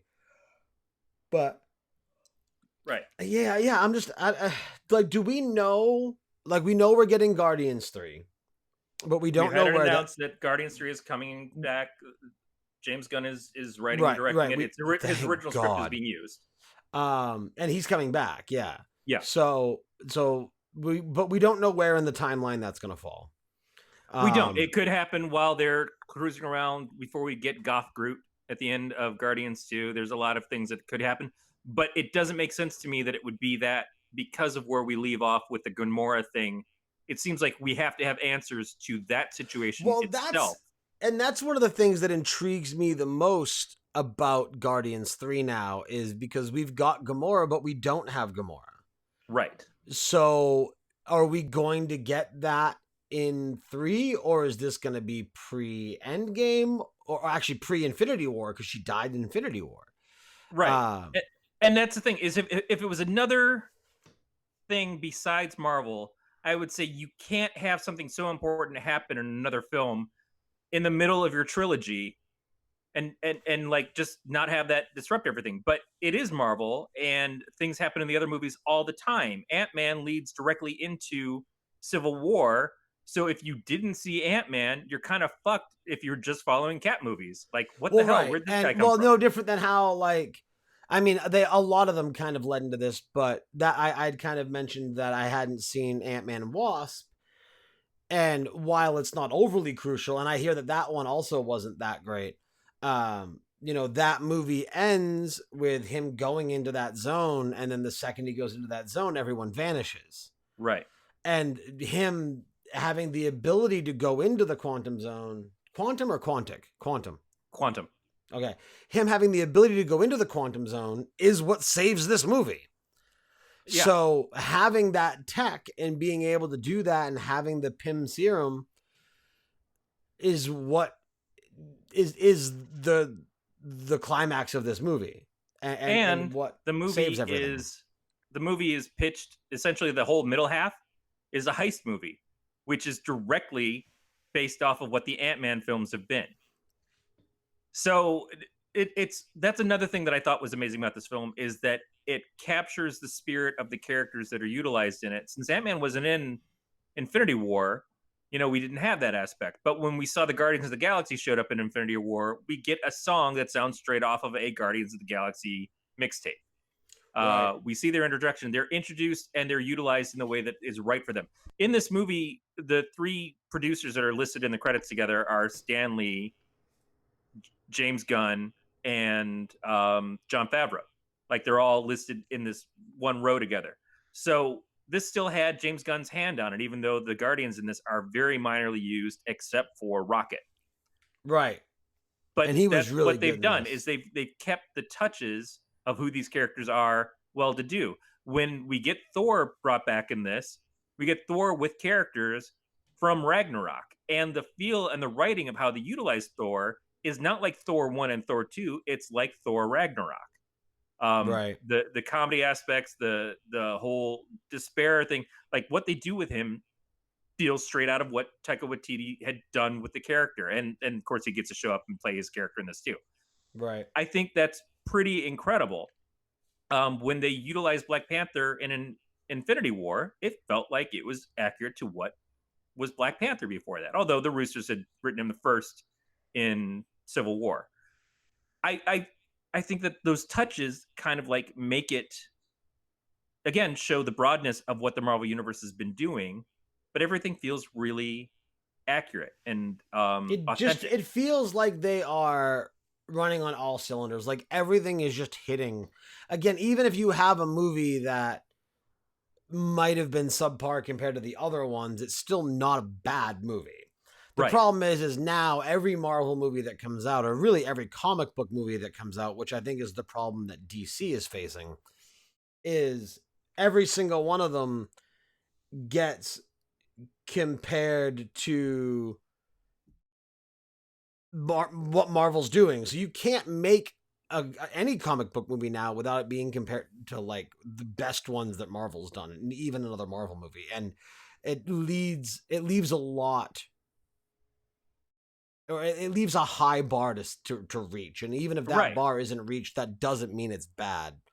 But I There is think that's one thing. what's I think that's Go a ahead. little unfair to those other movies too. I think what Shazam did was really smart is they did something and they weren't trying to achieve that. They weren't trying to be anything else. They were trying to do their own thing, which was, big as a superhero, which is fine. It's not really what I see Shazam quite as, but I love the fact that they did something that was not so we need to have a giant $1 billion blockbuster. It's like, no, we're going to do a fun movie that can be fun for adults and kids and is comedic and light but still true to its roots of what the superhero is about. Right. And I think that DC, the more that they do that, will be better than just saying, oh, we're going to be the opposite of Marvel by making our superheroes dark and killers. Right. Well, DC's always been a little bit darker, so I don't think there's a problem Watch the honing that. original Superman films with Christopher Reeve and tell me Well, that. I guess present DC. Right. So really quick, I want to kind of go here next because it's the topic of conversation in the chat right now. Uh, how do you feel that they handled time travel in this movie? So time travel is always A really tricky shitstorm. and usually not my favorite way to handle things. I'm not a big lover of time travel stories because I think it gets used wrong a lot. So, but I do want to say one thing. Um, why this appealed to me more than any other reason is because when Ant-Man was coming out, I don't know if you watch a lot of Disney animated films. But Not have you ever seen recently. Lilo and Stitch? I mean, I've watched it with the kids. I can't Okay. say I've paid attention. So when Lilo and Stitch was being advertised, the commercials they were doing was Stitch was going through the trailers of other Disney classic animation films. So they had Okay. Stitch show up in Beauty and the Beast. Like Beauty and the Beast are dancing in the ballroom, and then all of a sudden you see this thing crawling across the ceiling, and it goes up the chandelier, and it knocks down the chandelier on everything and just causes random havoc. And that was Stitch. Okay. They just had him like show up and start shit because he was such a rambunctious character. When Ant-Man was coming out, I said, wouldn't it be great if they did the Lilo and Stitch thing, is that they have Ant-Man in all these other Marvel movie films already there, and we just didn't see him because he was shrunk down. And I'm Right. like, wouldn't it be funny if he was like on Hawkeye's arrow at some point and Hawkeye didn't know it and he did stuff to fix things? Like, wouldn't it be great if that was his whole movie? Well, that obviously isn't what they did with the movie, but Right. they did it with this one. And they did the whole thing, which is even better, is they sit there and they shit talk Back to the Future, and then they do Back to the Future 2. The whole middle of this film is Back to the Future 2. Right. And I loved every second of that. Whether it makes sense, whether it's touchy as to how good it was really is that how that would work? Probably not. But I fucking loved it. Every moment of Cap gets in the elevator with all the fucking Hydra guys, and it's like totally evocative of the scene in Winter Soldier. And I'm like, holy shit, do we get another elevator scene? Because that thing is the best. The Russos did that, and then they wound up doing it in an episode of Community, emulating what they did in Winter Soldier. Like, this is so great. And then subverts our expectations by having Cap just lean over and say, Hail Hydra, which not only is it a great moment because it takes us out of the he's going to fight everybody, but it also plays off of the fact that Cap was Hydra in the comics a couple years ago, and everybody was pissed off about it. So we Right. just had Captain America in the movie say Hail Hydra, unironically, and it was perfect. Right. I love that shit. I loved Beatmaster just said I loved the Cap fight where Yes. Cap goes, I can do this all day. And he's like, yeah, I know. Yeah, and he starts out by saying, shit. He swears. Like, this is where Cap is in this world, Dude, too. I loved all the swearing in this movie. Like, it's so dumb for me. It's so dumb to say that almost, but like, man, and then when his daughter says shit, Yeah. that was like totally like a me and my kids moment. Man, they I can't get over how they did everything so right in this movie. But back to time travel really quick because it is messy, and I don't think they did bad. They definitely did better than many other movies ever have. Um, So bringing how do back you? Gamora, the time travel thing, uh, how does that affect the rules of time travel? Because what they say is you can't change stuff, you can't talk to yourself, you can't do these things to affect yourself, and Well, that's no, what they broke. didn't they kind of? No, they laughed at that, didn't They they? laughed at that, but then it does break everything, but it's all divergent timeline. So what they have is a Gamora from a divergent timeline now exists in their universe. Right, but that means so I kind of like their rules were they kind of glazed over it, and they kind of had to glaze over it because you can't focus on the time travel. But I like the idea of okay, first off, the Hulk doing time travel was perfect. Yeah. And we can talk about the phase of his character in this movie after because they couldn't have done that any better. But the whole idea of when you go like when he had that scene with the Supreme girl, Tilda, Tilda Swinton. I can't think of her name right now, or like the character's name. But and no, I disagree. I loved the Hulk. Shut up, JF. Um, but and when it's like, no, when I take the stone, like it creates a separate timeline of now screwing your timeline because you no longer have this stone, but we can now come back and drop the stone chronologically at the same time it was taken, so it's never gone, therefore erasing that diverged timeline. Yeah, So that's Bill and Ted's. I haven't seen them recently enough to remember it. So I liked that they kind of did that because it almost made it make sense. Yeah, It, well, I mean, that was at the very least it was the one that he said we won't break the shit for you. Um Even though realistically he has disrupted that timeline, but that could continue to be their own timeline in that case because he does put it back. But for the other timelines and stuff, they still get broken. Like when Cap fights Cap, it's broken that timeline from them. right. Uh that world has to deal with the fact that there were two Caps at some point. Yeah, but I don't think anybody realized it but the two Caps. They thought it was Loki. So Right. it's not like there was a confusion like the Captain America in 2012 being a part of Winter Soldier now, like you don't like that was Loki, right? So it, I mean, and again, time travel problems. Like, so where'd Loki go? Did that affect that timeline?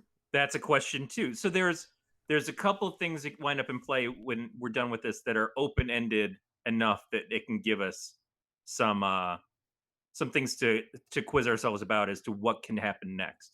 And that will be one that will definitely come up.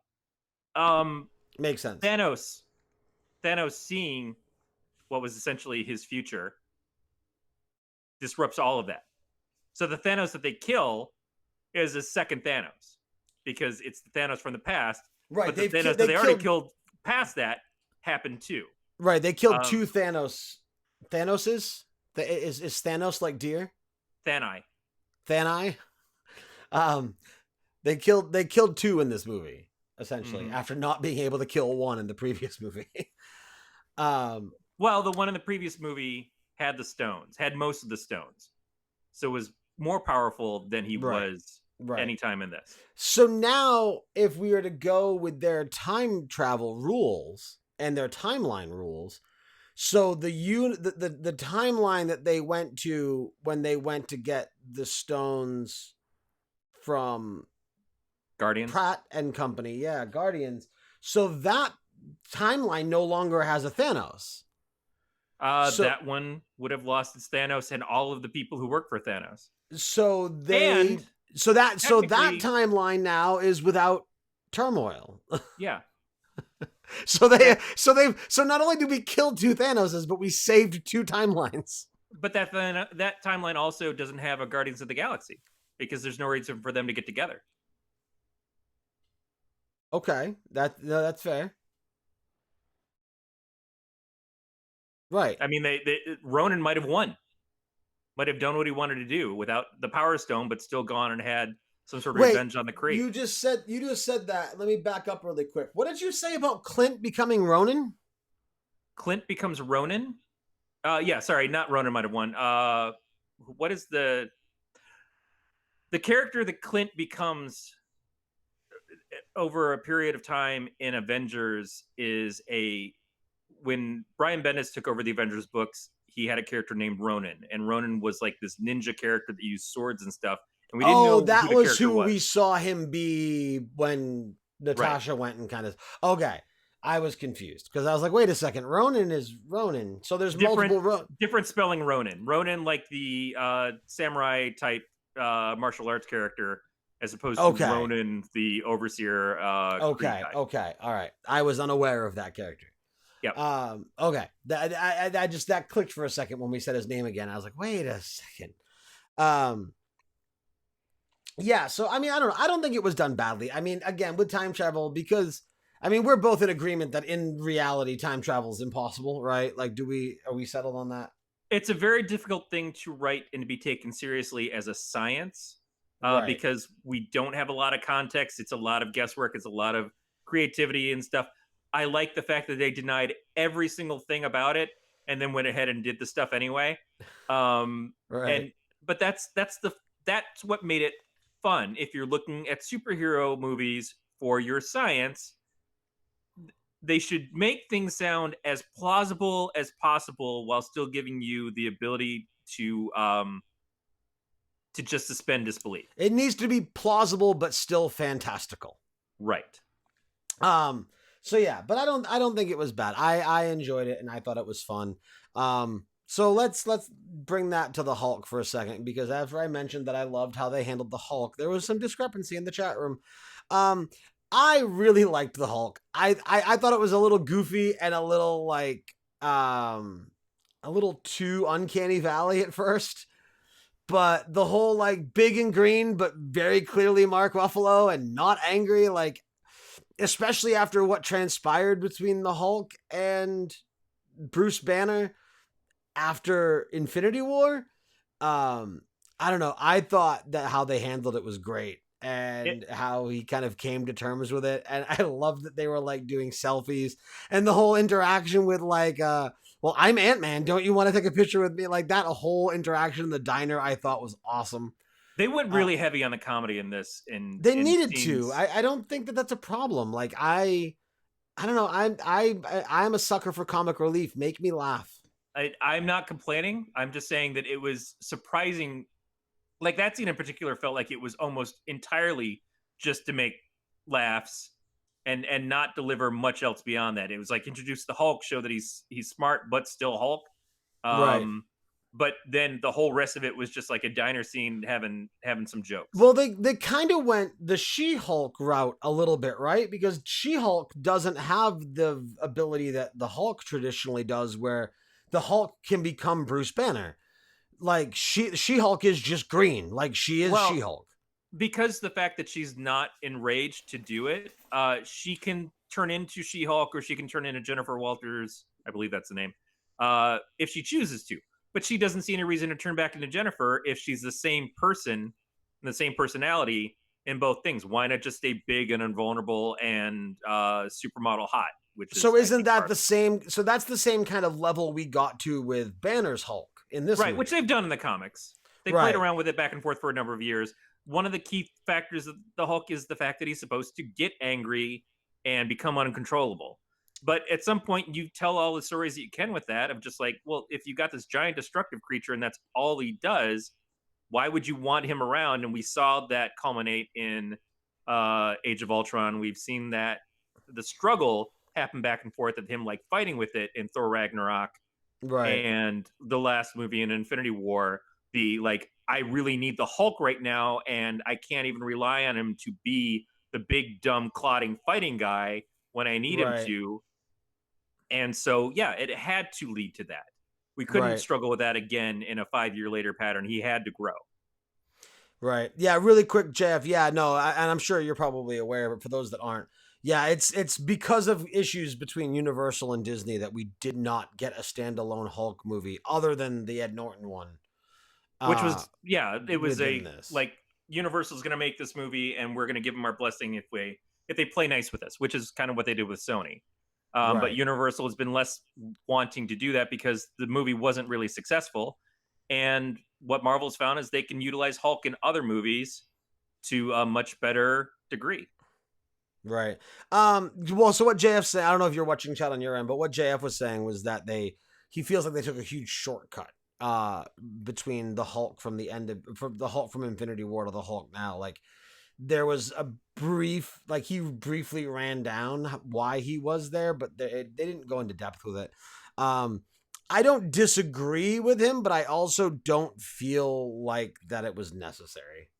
There were a few huge shortcuts in this.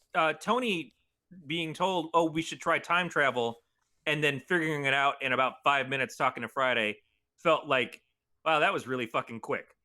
I Right. understand print I particles think it bring was a lot to it, implied. but I think it was meant to be implied that he spent a long time doing it. well, they went to him, and then it's like, oh, I'm not going to do that, and then a couple days later, hey, I did that. Right.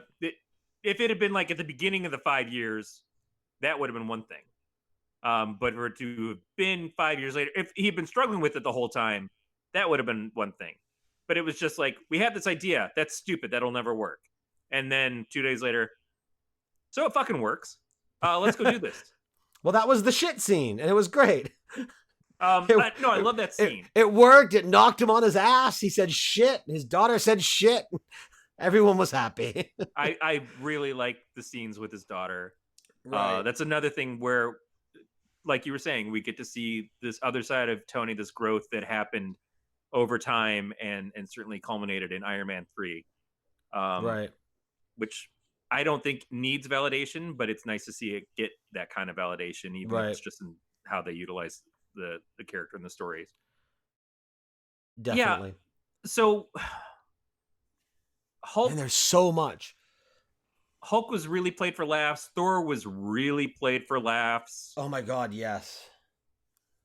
He Um, Other characters were taken more seriously, but other characters also got bigger payoffs.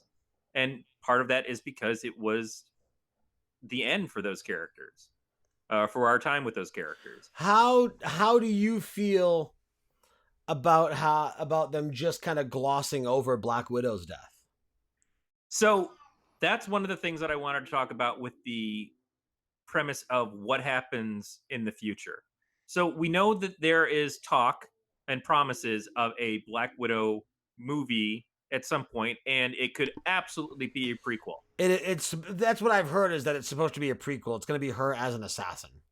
But the other side of it is that there is a throwaway line, if you let it be it, when Hulk is saying when he snapped his fingers and he brought everybody back, he tried really hard to bring her back and he just couldn't do it.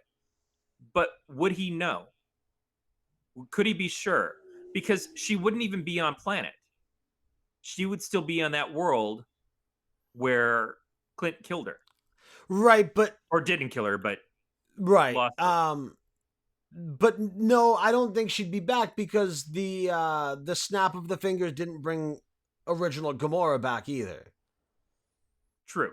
Because but he wasn't trying to bring back Gamora. Right. So let me ask you this. So this Infinity Gauntlet thing with the stones and yada yada yada.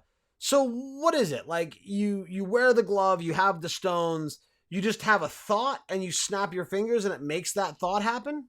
The snap is kind of like a really crafty way of saying this is how we do it. This is our signal that it's happening. Well, right. The fact that it's in a glove and everything, the glove is just supposed to be a containment so that you keep hold of all of those stones and contain that power without killing yourself.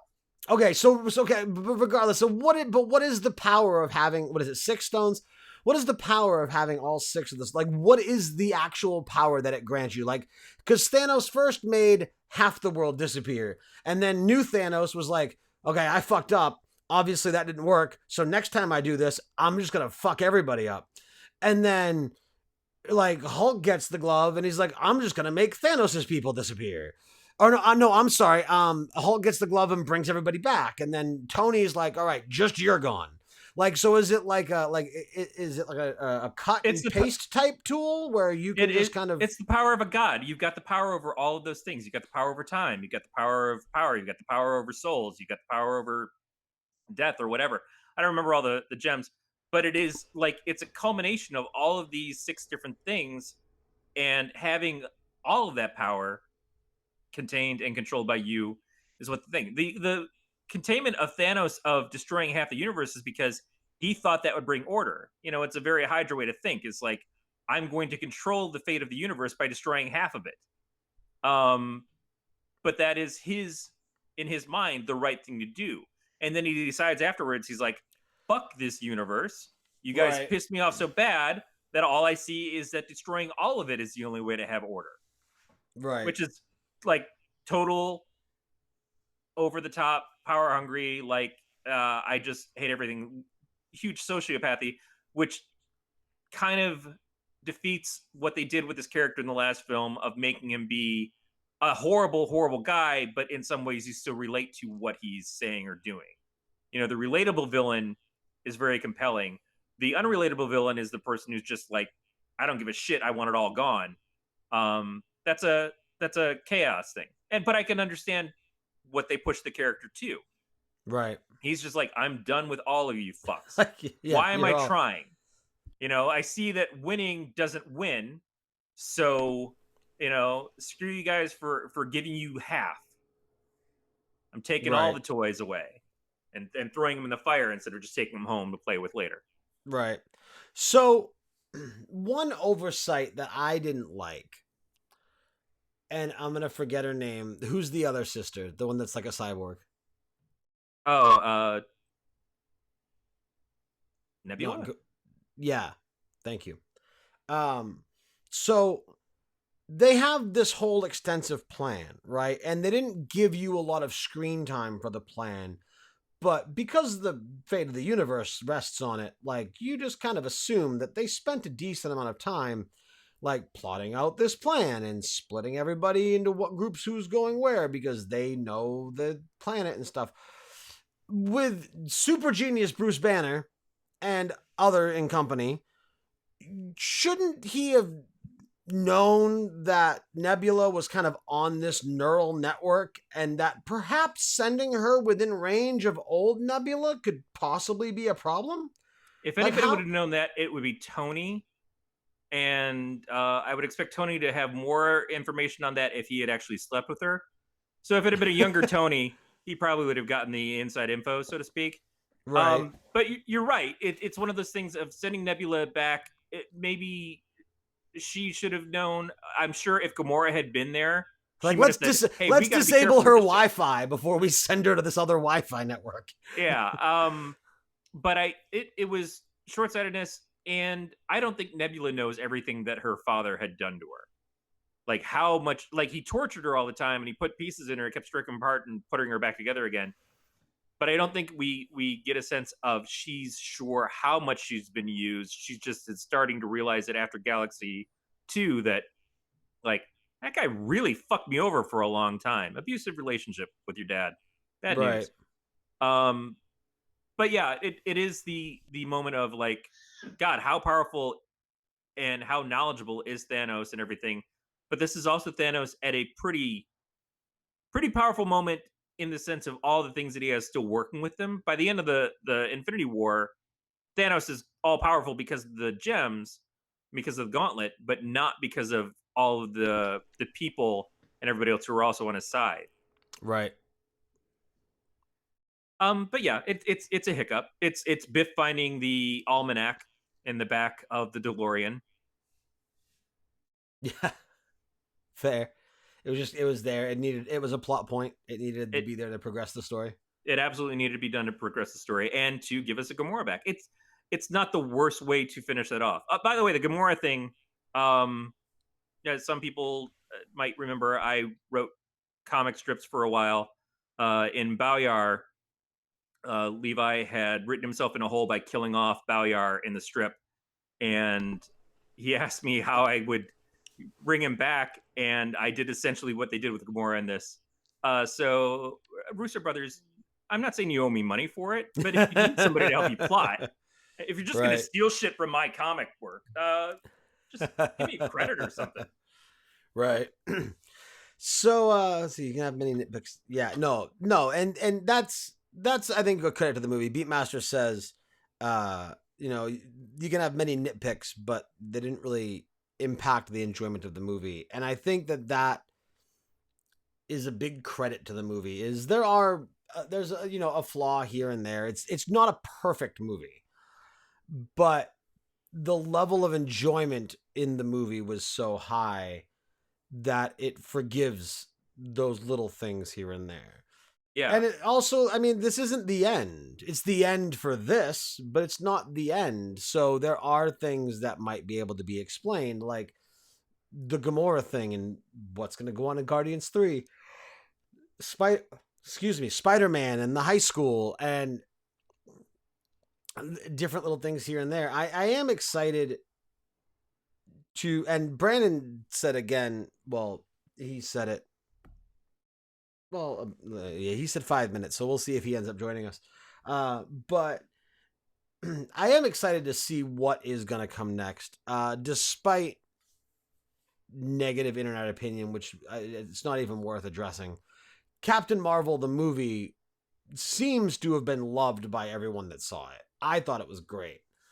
And I thought that she looked really badass with the short hair. And I'm excited to see where that character goes next because from what I've heard, she's supposed to be the leader of the next phase. Like she's the Iron Man of the next phase. Um, so that will be cool to see. I'm excited to see Falcon as Captain America. They seem to have be glossing over Bucky as Captain America for a little while because they kind of go back and forth in the comics, right? Well, so in the comics, Bucky had come back as a Winter Soldier and become Captain America when Cap was killed for a period Right. of time. And then a few years after that, they had Sam take over as Captain America when Cap got aged and became the head of Shield. So there's both premises have been someone else has been Cap, and it's been one of those two people. Now, Right. one of the things that we know that's coming out on the Disney Plus is a Falcon Winter Soldier series. And so where we're left off of both Cap and Bucky giving Sam the go ahead to be the new Cap doesn't necessarily mean that's where it ends for either of them. Right. And one of the great things that they played around with in Civil War and even in Winter Soldier is the back and forth of the shield. But in Civil War, they really did it with both Bucky and Cap throwing a shield back and forth to each other while they were fighting Iron Man. Right. And so we've seen him wield the shield. We haven't really seen Sam do it, but I do think that because Bucky has the arm, which has now been provided to him by Shuri over in Wakanda, Right. that we know that's got to be a pretty fucking powerful weapon in and of itself. So does he Correct. need the shield? Does he need to be Probably. Cap? Does he need to find his own identity at this point? It's not whether or not he deserves it, but I like the nodding approval that he gives to Sam Yeah. because I love Falcon as a character, and I have no problem just like having Falcon and Sam be that character. But if they want to have him be the next Cap or be Falcon but be carrying the shield, that's certainly a lot that they can do and play with him that puts him at a different power level than he is without the shield. Right. Because he's not a sidekick, he's a partner to Cap. But when you Right. have the two standing next to each other, he doesn't have a super soldier serum in him. Bucky kind of does. Bucky was experimented on before they even found him again, and that's what allowed him to live through the train crash in the first Cap movie. Right. Um, so Falcon kind of needs it amped up a little bit more, and the shield gives him some of that. So when we get old Cap at the end of the movie, that's him without the super serum. No, I think it's just him old. He's lived a long life by But that point. does the super serum not prevent him from aging? It might make him age slower. Yeah. Yeah, because I think because he was what? Well, so he'd be a lot older in 2019 than that. Depending on when he went back to meet up with Agent Carter. Right. I like that they did that. I mean, you kind of saw it coming, but I think that and back to how they other than the loose ends that other than the loose ends they created with this movie, uh, all the loose ends that were there, they did such a fantastic job of tying them up. So one of the things that we've never been told who Peggy married. Um, we were told that she married somebody that Cap had saved, but we were never told who it was. We've never seen him, and it's always felt like she had a very private life. When Agent 13 is talking about her aunt Peggy, she's like she was always very private and stuff. Right. So we didn't know about it. So the fact is that this entire time it could have been that we just never saw that she was married to Steve. You know, Right. after the TV series and stuff, when he comes back, if he goes back to her in like the 70s and stuff, and that's when he meets up with her and they continue on from there.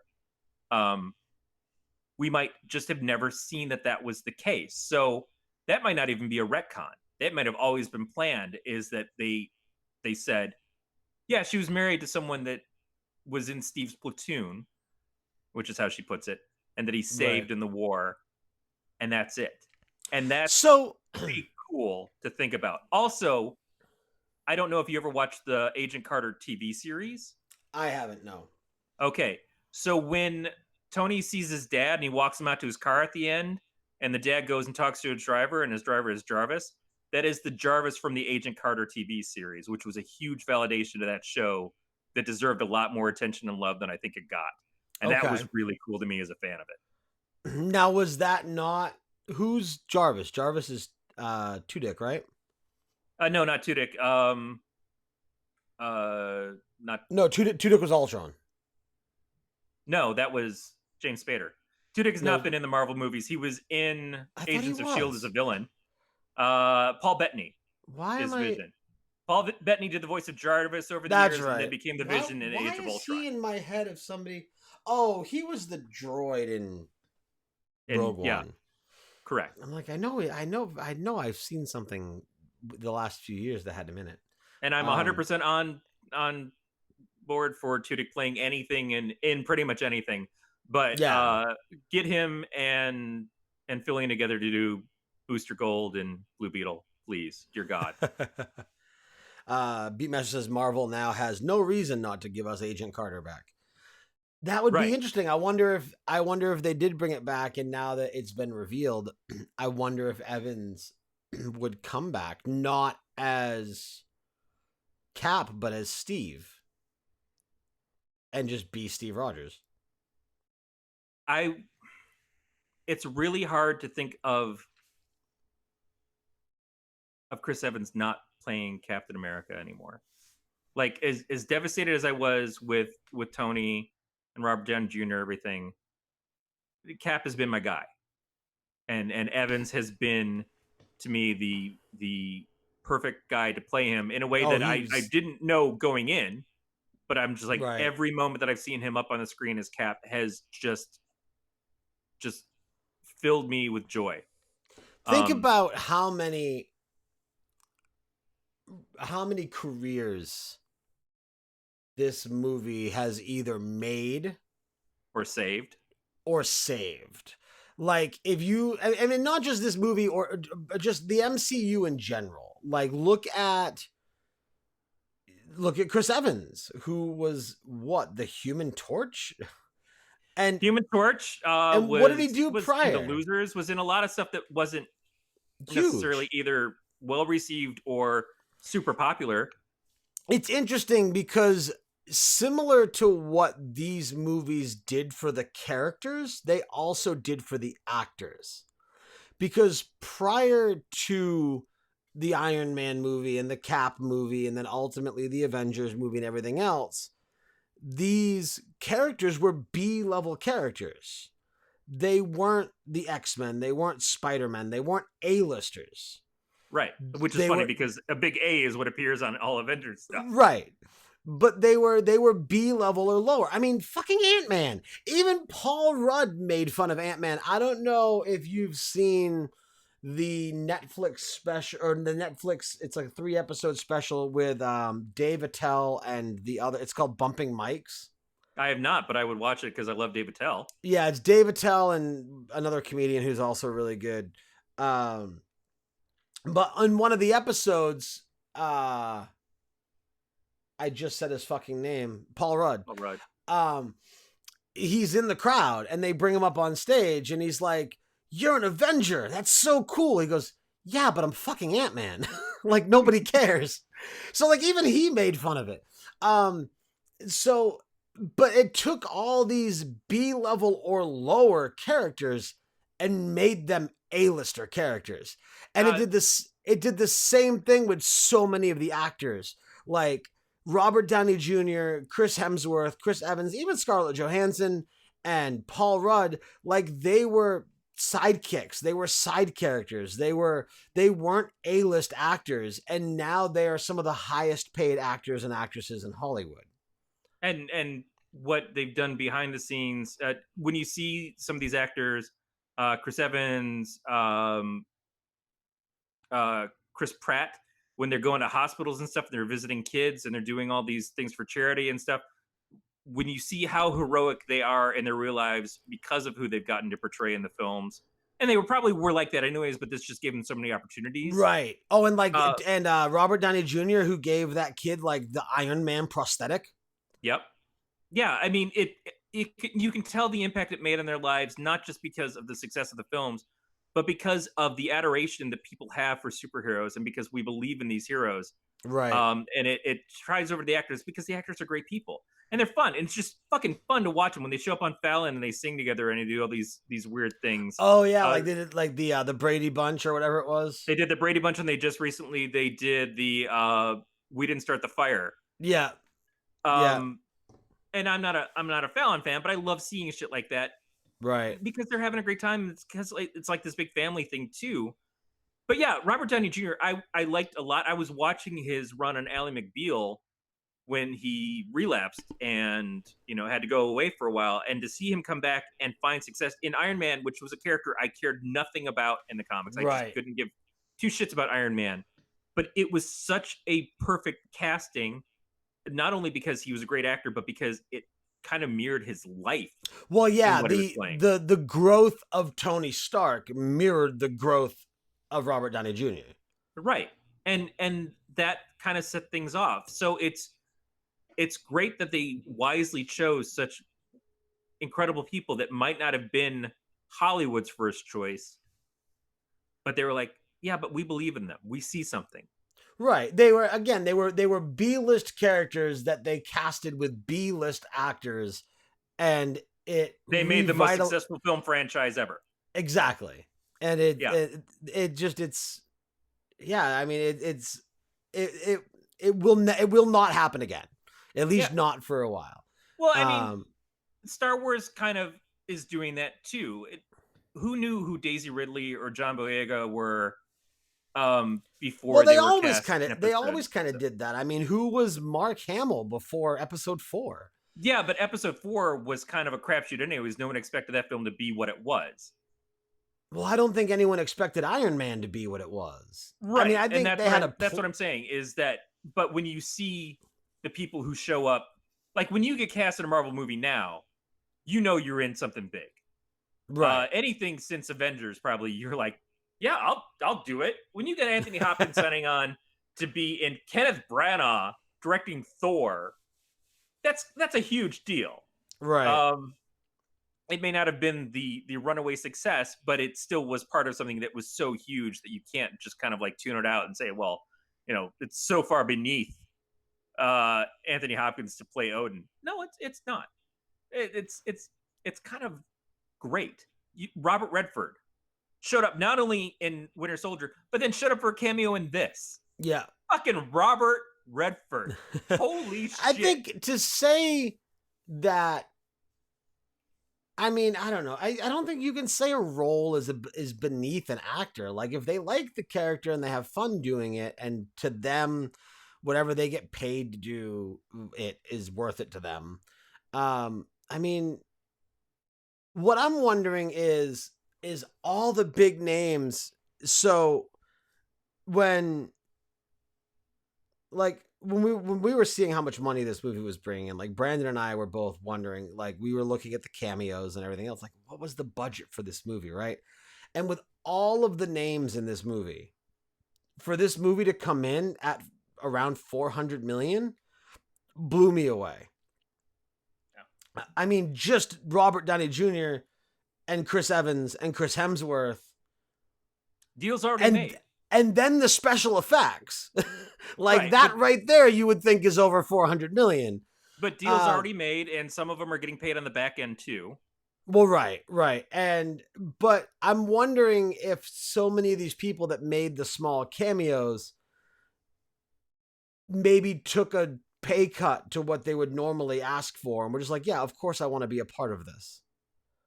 Possibly. Or again, it could be like it was in their contracts from the beginning.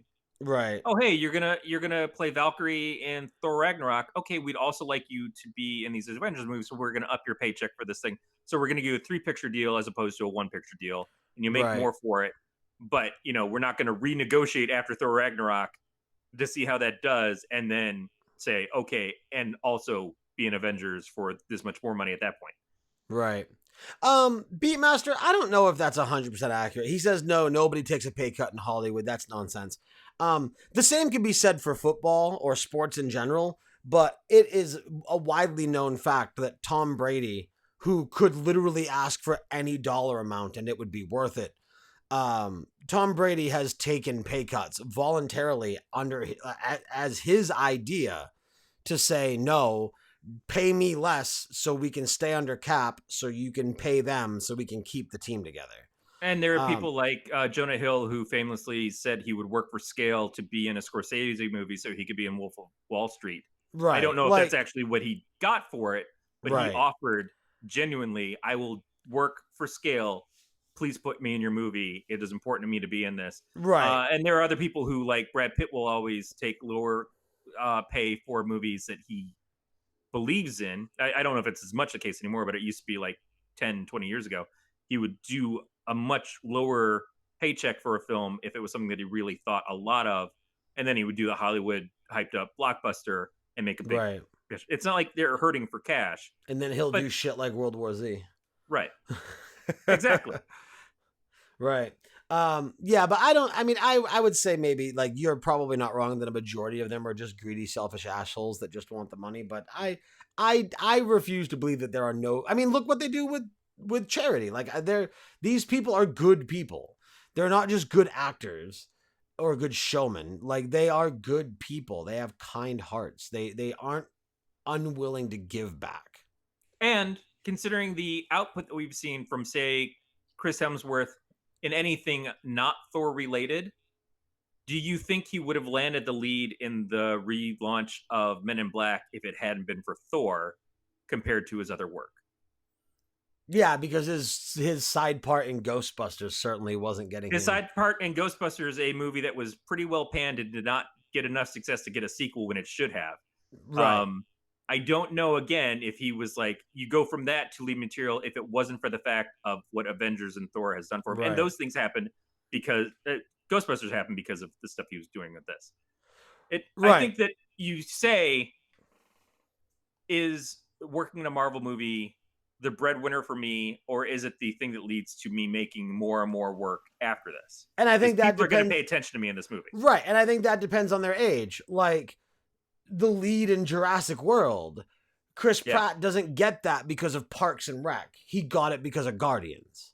Yeah. So, and Lego Movie. Well, right, but I don't know if being the lead voice actor in Lego. Oh, you mean he got Lego Movie because of Avengers? No, I think Guardians. Lego Movie is one of those things that it was hugely successful. But you're right, it doesn't transfer to being the hot guy running around in Jurassic Park fighting dinosaurs. Right, because if it wasn't for them saying, no, you're too fat to play Star-Lord, he probably would have stayed chubby Chris Pratt. I mean, he's gone on record saying he prefers chubby Chris Pratt, and once I think we all kind of prefer chubby Chris Pratt. And once these movies are, I don't think the women prefer chubby Chris Pratt. My wife does. Okay, as hot as he is a Star-Lord, she prefers him on Parks and Rec. She likes him with the belly. Fair enough. Yeah, so it's, I don't know, it's yeah, man, Christ, it's 11:30. I don't want to cut this off. There's still some. Is there anything? And we're going to be talking about this movie for a while, especially after subsequent viewings. Um, but prior to wrapping up, or at least turning the wheels of wrapping up, uh, is there anything else in this movie that we haven't covered that we think needs to at least be addressed in this episode? All right. One thing is a TV trope, and I use the term TV trope from tvtropes.com.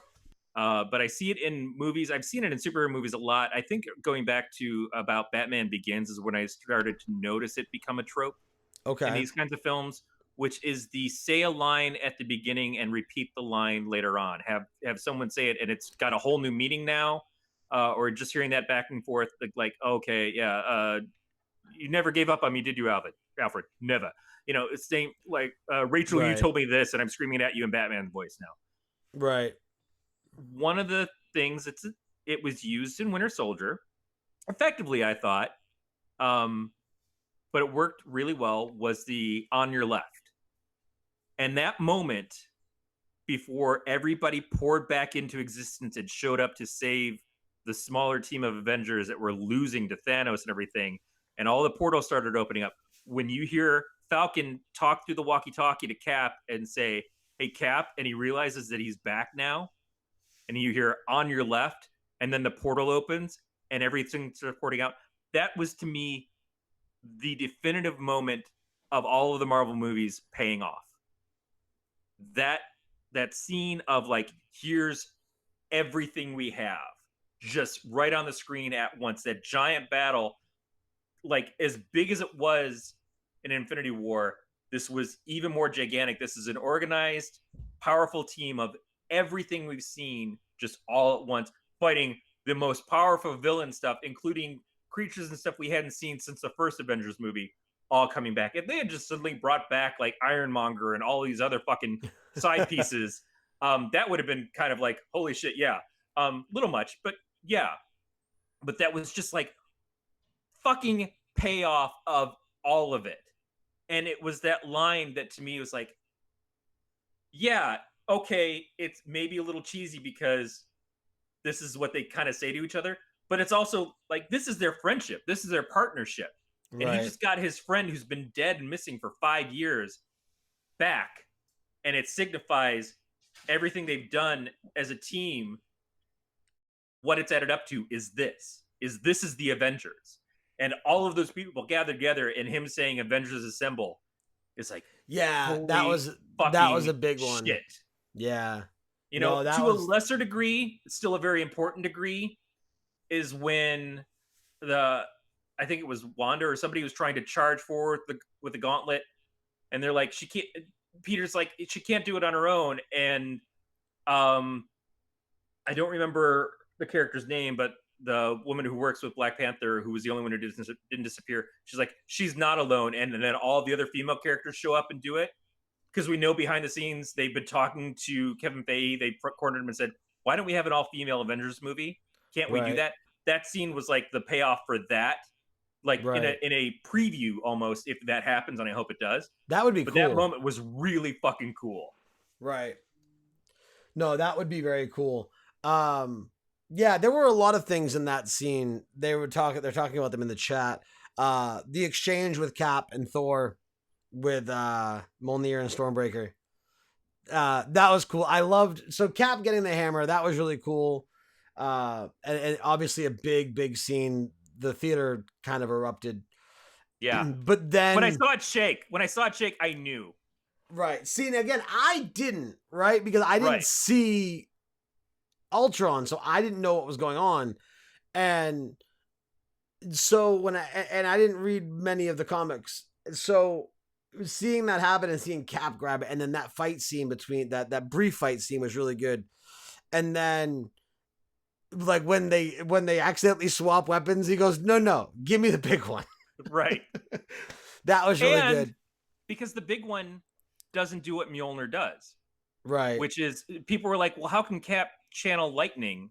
You know, Because it's the Thor hammer. is the god of lightning. Because the hammer says, whoever holds this, should he be worthy, possesses the power of Thor. Right. So All right, JF keeps going on and on about it. Now, I didn't realize this was a thing. I went back and read what was supposed to be there. I don't. What is this audio stinger that everyone's talking about? I didn't catch it. Yeah, When I like was in the it's like theater, it's just like a little. It was like an audio clip that happened to be played when like the Marvel logo was up on screen. right? I heard barely anything because so what happened in our theater I was too is that busy the being credits. pissed that there was no stinger and that nobody in that worked at the theater elected to tell us there was no stinger. Yeah, we had someone who came around and told us everybody, "Hey, there's no after credit Man, scene," don't I wish so that they they could did clean up. that. And Now, but I always sit for the credits. It doesn't matter what kind of movie oh, it is. see, I'm I going to sit hate through the the fact that credits, even Marvel movies makes I us don't sit for the like. credits. Now, I'm glad that I sat because if they came up and said, look, there's like if there was a big sign at the front of the theater going in saying, hey, there's no post credit scene, so leave if you want to, like I would have left the second the first thing hit. And I'm kind of glad that they didn't because even though there was no stinger, the audio thing is dumb. Um, even though there was no stinger, um, having the signature credits I thought was awesome. Like that was their way. Like everyone that we said goodbye to in this movie, like got like that special like the signature, and then like like they had them up on the screen. Like I thought that was an awesome credit scene. Yeah, again, it's the hey, you guys have been doing this for 11 years in some cases, and certainly at least 8 in others. Um, this is about you people who made these movies. This is a thank you. This is the final Avengers movie, as far as we know, and probably is and should be the last one called Avengers anything. And these were your Avengers. Right. So apparently, after the credits, there's some hammering. There's like a hammering sound or a clanging sound or Right. It, something. it sounded like a hammer being Yeah, Jeff forging was saying something. he's like, is it just a tease or is it like an audio flashback of Tony making the Mark One armor? I also thought I Um, heard something staticky, like another thing through a walkie-talkie, but I wasn't sure yeah, in any case what that was. I mean it'll be Um, over analyzed by people more knowledgeable than me, so we'll see what people have to say. But yeah, and I'm um, sorry I missed it, but it's difficult in a theater full of people, and these are the nuances that you get second, third viewing. right, yeah, I mean we'll see. I don't think there needed to be one. I think if anything, it was just maybe like I mean, maybe it was hammering, and maybe that was their way of saying like that. Now they're forging Phase Four. Right. That Maybe it was that simple. For me, again, if there's anything else you guys want us to discuss or that you want to discuss, speak up in chat. I see there's a good amount of you in there right now, so awesome, and thanks for hanging out. For me, I think probably other than the Tony Stark Peter Parker that we talked about in the beginning, um, I think probably one of my favorite moments going all the way back to 2008 and then now again a great beginning with Iron Man and the perfect ending. Like it wasn't the ending, but the ending of Thanos.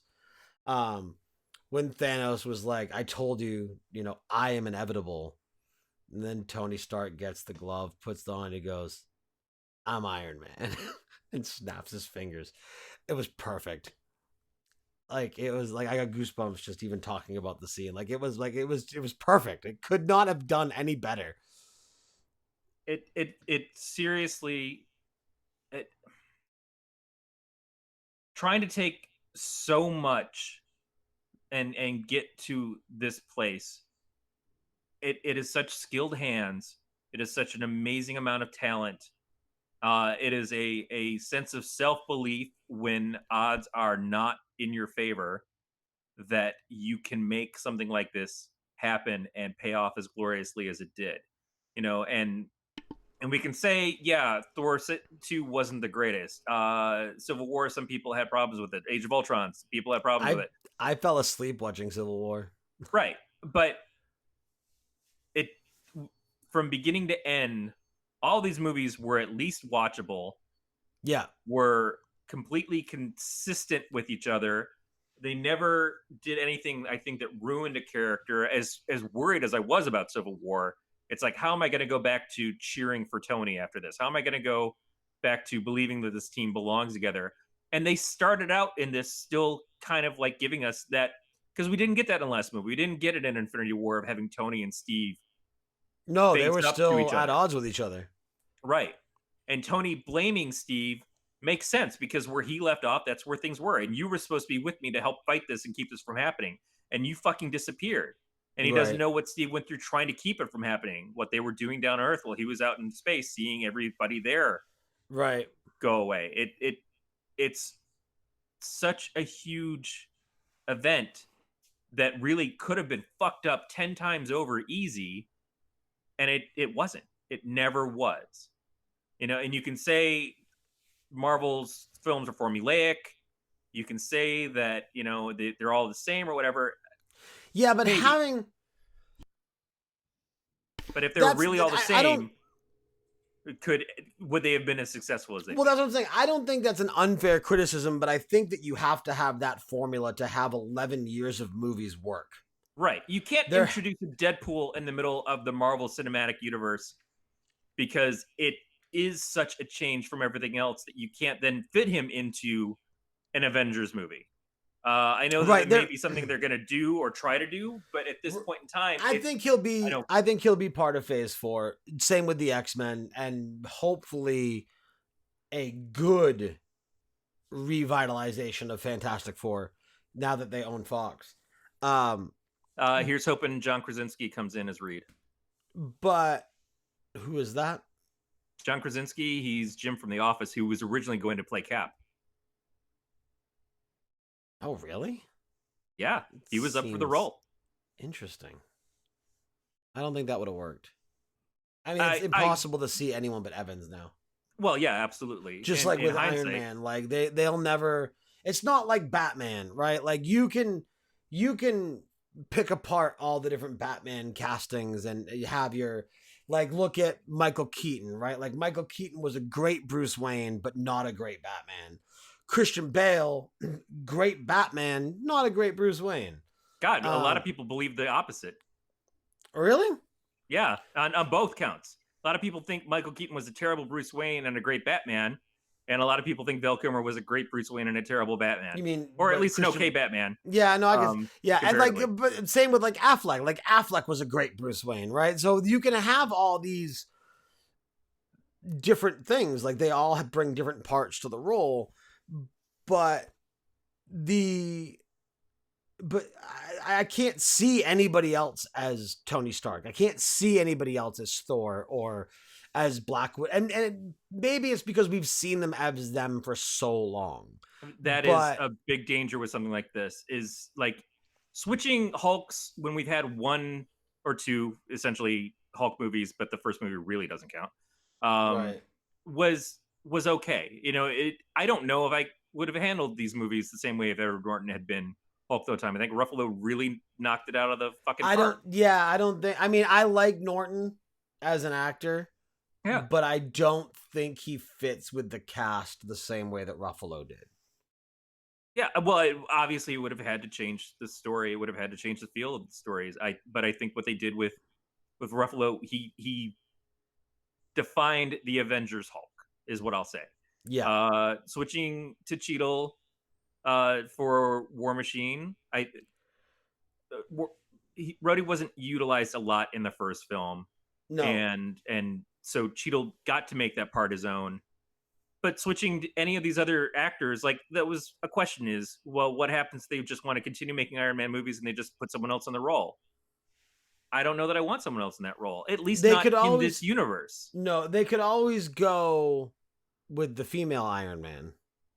Right. Well, I mean, now he's had a daughter. Right. So we could do something with that. Likewise, we're probably going to see Cassie, who aged for Scott. She aged 5 years. She could possibly become Stature. We could have a Young Avengers kind of thing coming up at some point. There's a lot of potential, but there's still characters, like, we know that there's supposed to be a Wanda and Vision series for Disney Plus too. Well, that's the thing, and we didn't get Vision back in this. We've got the streaming service. Well, right, because Vision did he get snapped away? No, he got disintegrated before the snap. Right. He got utterly destroyed because they had to pull the the soul gem out of him, I think. Right. Um, Um, and so that's again like, how the fuck did they do that? Uh, Hawkeye is supposed to have a TV series where he's training the next Hawkeye, um, with the Kate Bishop character. So there's still a lot of things that we're looking forward to with some of these characters and actors that aren't really. We don't know how they land, how they fit. It's more the TV stuff that we've got ideas of than we do with the movies. The movies, it's like right. we've got titles, we've got the promise that we're going to get a new Spider-Man, we got the promise we're getting a new Guardians, we expect we'll get a new Doctor Strange, maybe. Yeah. Obviously, But Captain Marvel. yeah, but they haven't been announced. Right. So it's like it's really kind of crazy to see how much survives this and what happens next for those things in that context. But then it's okay to not have Tony. It hurts, but it's okay. It's okay to not have Steve, and especially because they gave Steve everything he wanted. Right. Um, that was pretty terrific to finish off, because I didn't want to just see Cap die. I didn't want to see Tony die. I don't like seeing characters die. I talked about this on our Star Wars show. You know, if you're just bringing back the original characters to kill them, that's not fun for me. Right. Um, and like, I want a universe where they always keep fighting, because that's what comic books are. Comic books are evergreen. Those characters go on and on forever. And yeah, it gets a little ridiculous that Spider-Man's been fighting crime for 60 plus years and he's still living with his Aunt May and eating wheat cakes. But for us, we don't want Spider-Man to age. We want those stories. It's like geriatric Spider-Man isn't cool. Right. It's what Kevin Smith said about Jay and Silent Bob. No one wants to see them in their 40s or 50s standing outside the Quick Stop. Guess what we're getting? Jay and Silent Bob movie where they're in their 40s to 50s. Right. So JF says he likes when they die with deaths that have meaning. Yep. Which obviously they did that really well in these last two movies. And then Beatmaster says, but without death, one that lasts, there is no tension. And that's yeah, I agree, but that's also the problem, is that oftentimes in these things, the deaths don't last. Like, that's why the X-Men movies are such a shit pile mess, is that nothing matters in their well, that was the continuity. running joke with Gotham for a while, was that it doesn't matter if your character dies because they'll be back. Right. Like, how many times has Barbara Keene come back? And how many times has Jim Gordon been on the brink of death? And fucking Jeremiah Jerome have died a dozen times. So, yeah, I mean, if you know that they're always going to bring them back, then it doesn't have that impact anymore. It's not like losing a character as much as the show's become a joke. It's not like losing a character in The Walking Dead or in Right. Game of Thrones, two shows that are infamously known for killing off beloved characters. And Tony died in the first Avengers movie, and they brought him back immediately. Nick Fury died in Winter Soldier, and they brought him back by the end of the movie. Right. So we've seen characters die. The lasting deaths are fewer and farther in between. Quicksilver is one, you know, and again, that happened. That was an impact on Clint's life. Right. So this is the movie where we have three major characters who've been around since essentially the beginning die, and the impact is heavy and meant to be in this film. Well, not Right. die. One of them lives, but essentially retires. Right. The impact is felt. So, as Yeah. again, if it was the close of the universe, sure, but it's still, that's not what I'm dreaming of for these films. My perfect world is a world where I get a new Cap movie every couple of years. I get a new Iron Man movie every couple of years, and it's the same people playing them, and they don't age, because that's what comics have taught me. Right. Comics have taught me that they can stay forever, be young, be youthful. And then DC will fuck it up by rebooting the universe every 5 or 10 years, anyways. Right. But I'm just glad that what they did well. The story was really good. The movies have all been entertaining. I will not like close my eyes to this in the way that I as much as I love Firefly and Serenity, it still kind of hurts me that Serenity happened, killed my favorite character, and then that was all. So when it comes on TV, I just kind of, I feel a PTSD of like, I don't know if I want to watch that yet. and it's been Right. fucking a decade in itself. But Right. I can't do it yet. I'm not there yet.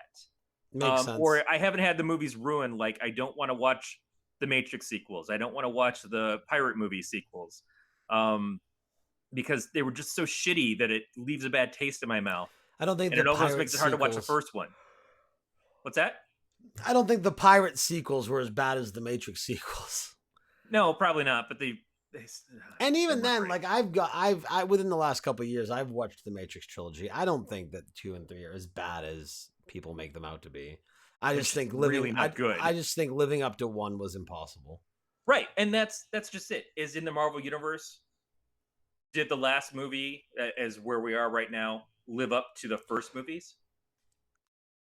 Well, right, but that goes back to what we were talking about a little while ago, where like, did Thor 2 live up to Thor 1? No. Did Ant-Man and Wasp live up to Ant-Man, which was surprisingly great? No, but that doesn't necessarily make them bad. Yeah, I And I have to think rewatch Ant Man and the Wasp because I don't remember enough of it to say whether it lived you up to know, the first like one for me. for example, like really quick, and we'll get ready to sign off here. Like I just recently, because it just came out yesterday, I picked up Days Gone on the PS4. Hmm. It's an open world zombie survival game, PS4 exclusive, done by Bend Studio. Most of the reviews out there are like 4.5 to 6.5 out of 10, which is pretty shitty for a video game these days. Not with But Anthem around. right. But that's, yeah, fair. But it's rare for a Sony exclusive to get a bad review. Like, we're talking the Spider-Man game, we're talking God of War, we're talking Uncharted, we're talking The Last of Us. And I want to end on The Last of Us for a reason, because the biggest reason that Days Gone got such negative reviews is because Last of Us was also an open survival zombie game. And that was the thing, was it's not The Last of Us. It's not The Last of Us. It's not The Last of Us. That doesn't mean it's bad. Like, it's not the same game. It's different. It's just because it's open world survival zombies doesn't mean that it's a one-to-one comparison. And because one exists does not make the other bad. And it's a great game. I love it. I can't believe how much fun I'm having with it. I'm glad I decided to ignore reviews, which I don't do that often. But anyway, not the point of the game, but the point in general is, just because something exists that's better doesn't make that bad. And Right. I think that we forget that a lot. Like, we forget that a lot in a lot of ways, like with music or anything. I mean, people like Metallica is a great example, right? Look at Metallica's first few albums, and people love them, and they are looked at by many people as their best work. And then you look at things like Load and Reload and Saint Anger and things that traditional Metallica fans will typically shit on. And are they as good? Are they as artistically uh like what am I trying to say? Like, they might not have the artistic merit that the original albums had, but that doesn't make them bad albums. Just because they're not as good doesn't make them bad. Well, I And think with it's Metallica, it's more of a trick of Metallica's style of music changed along with the okay, albums. that's fair. But I mean, but I don't want to. We don't need to get into like the music breakdown. But that's just the thing, is like Right. No, I multiple don't. things can exist, and it might not live up to the hype. It might not be as good, but that doesn't make it bad. And we're so quick to shit on things these days. Oh, we absolutely are. I mean, I don't dislike the Snyder DC movies because they're not the Marvel movies. I dislike them personally because they're not true to what I feel the characters are and what Because I want Zack to see Snyder those characters sucks. be in a film. Now, again, I have no ownability of those characters. So I can't dictate to them what those movies should be. I just know that for me, I don't like them. They don't work for me in what I want to see. But it's not like I say, "Oh, well, your Superman movie should be like Iron Man," because they tried to make Green Lantern, the Ryan Reynolds movie, feel like a Marvel movie, and They they did shouldn't have a just they just poor shouldn't have job of made it. that movie. Yeah, they just made a bad movie. So Right. make the best movie that you can make. Tell a compelling story in the way that you tell it, and that's fine. And the audience will decide whether or not that's what they wanted to see. But just do a good work. And Right. in a lot of ways, I found those films unwatchable. My disappointment comes from being a longtime fan. But for other people who aren't the kind of fan that I am, they enjoy them. And that's Right. why it's okay to have that and why they're considered successful films. I just like that's it's all right for me to not like DC films right now, but still consider myself a DC fan. And to not That's say fair. Marvel versus DC, Marvel's better, because I don't believe that. No, It's just Marvel's better it than doesn't always DC. work out. Well, I think I as think comics Marvel go, has I've always been more of a DC fan than a Marvel fan. I think Marvel has better heroes, DC has better villains. I can Uh, see that several heroes in the DC universe have great rogues galleries, but I've always enjoyed DC comics like more. I'm a fan of the Batman universe, but I'm not Right. a fan of Batman. I That's why I have Nightwing. but the Joker is my favorite villain of all time. Right. Yeah. And the But Riddler and Penguin. Like I think that's where, and we don't. I don't need to tangent this too far because we've already gone really late. But like that's where Gotham really won me over was they stopped making it about the heroes and they're like, look, everyone wants the villains, just fucking make it about the villains. And that's when it flourished. They got rid of Will Smith's wife, who only has a job because she's Will Smith's wife. And that's not true. it is true. Jada No, Pinkett Smith she is a was horrible a well-known actress. actress well before her and Will Smith ever got together. Well, she didn't belong in this show.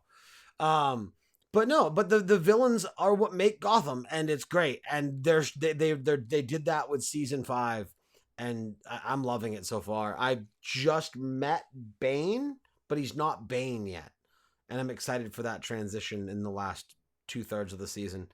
Um, but no, I mean, I'm a villains guy anyway, but I do love Marvel with their heroes. But in the same respect that a lot of the DC villains are super powerful and strong in their character arcs, a lot of the Marvel villains are a little wonky Yeah. and hokey. A lot of the Marvel villains introduced were just reflective of the hero, Right. just the bad version of the hero. And the And they're not ones that aren't that are the evil. ones that are the most compelling, the ones that we felt the most like, okay, this is cool. Now, the Avengers movies, the villains in the first two films were almost faceless. Like Ultron was a big character, but it's Right. like we have to give you a billion things to fight because you're a powerful team, and we can't just create a team of villains for you to fight out of the blue.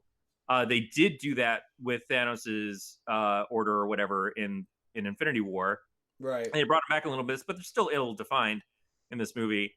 It's more like just overpower them with numbers. But in the individual movies, Red Skull is a Red Skull, so Right. gets points for being that. Ronan was not the greatest villain, but he was okay, and he at least has an individual personality. It's Right. a hit or miss kind of thing. Winter Soldier was a big one, Yeah. but it's a payoff. Beatmaster brings up Killmonger, and I loved Killmonger. And as a quote unquote villain, I think he is one of the most powerful as a character that they've had on screen. But I don't look at him the same way because I don't see him as a villain. I mean, he was the bad guy, but he's not like a sociopath. He's not murderous. Well, he is He both, but he's well, trained to become murderous because of circumstance. Well, right, right. But I mean, like one of the reasons that I love the Joker so much is because there is, at least as far as the mainstream villains, I don't know where all the nitpicky like one-offs are, but to my knowledge, Joker is the only mass murdering like serial killing sociopath in comic books.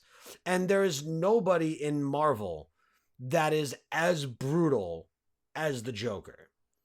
Like he is one of a kind. What I find interesting about the Joker is because he doesn't have powers, but what he's able to pull off through manipulation, through psychosis, through torture, through all these different means is what makes him interesting as a villain because he does this while not being a adamantium coated robot that's wanting to destroy humanity because he thinks robot artificial intelligence deserves to take over the world. Right. So I think I think Ultron is definitely like a mass murdering, like destroy everything kind of character. I think Thanos is a destroy everything kind of character, obviously, but the methodology is laced with power.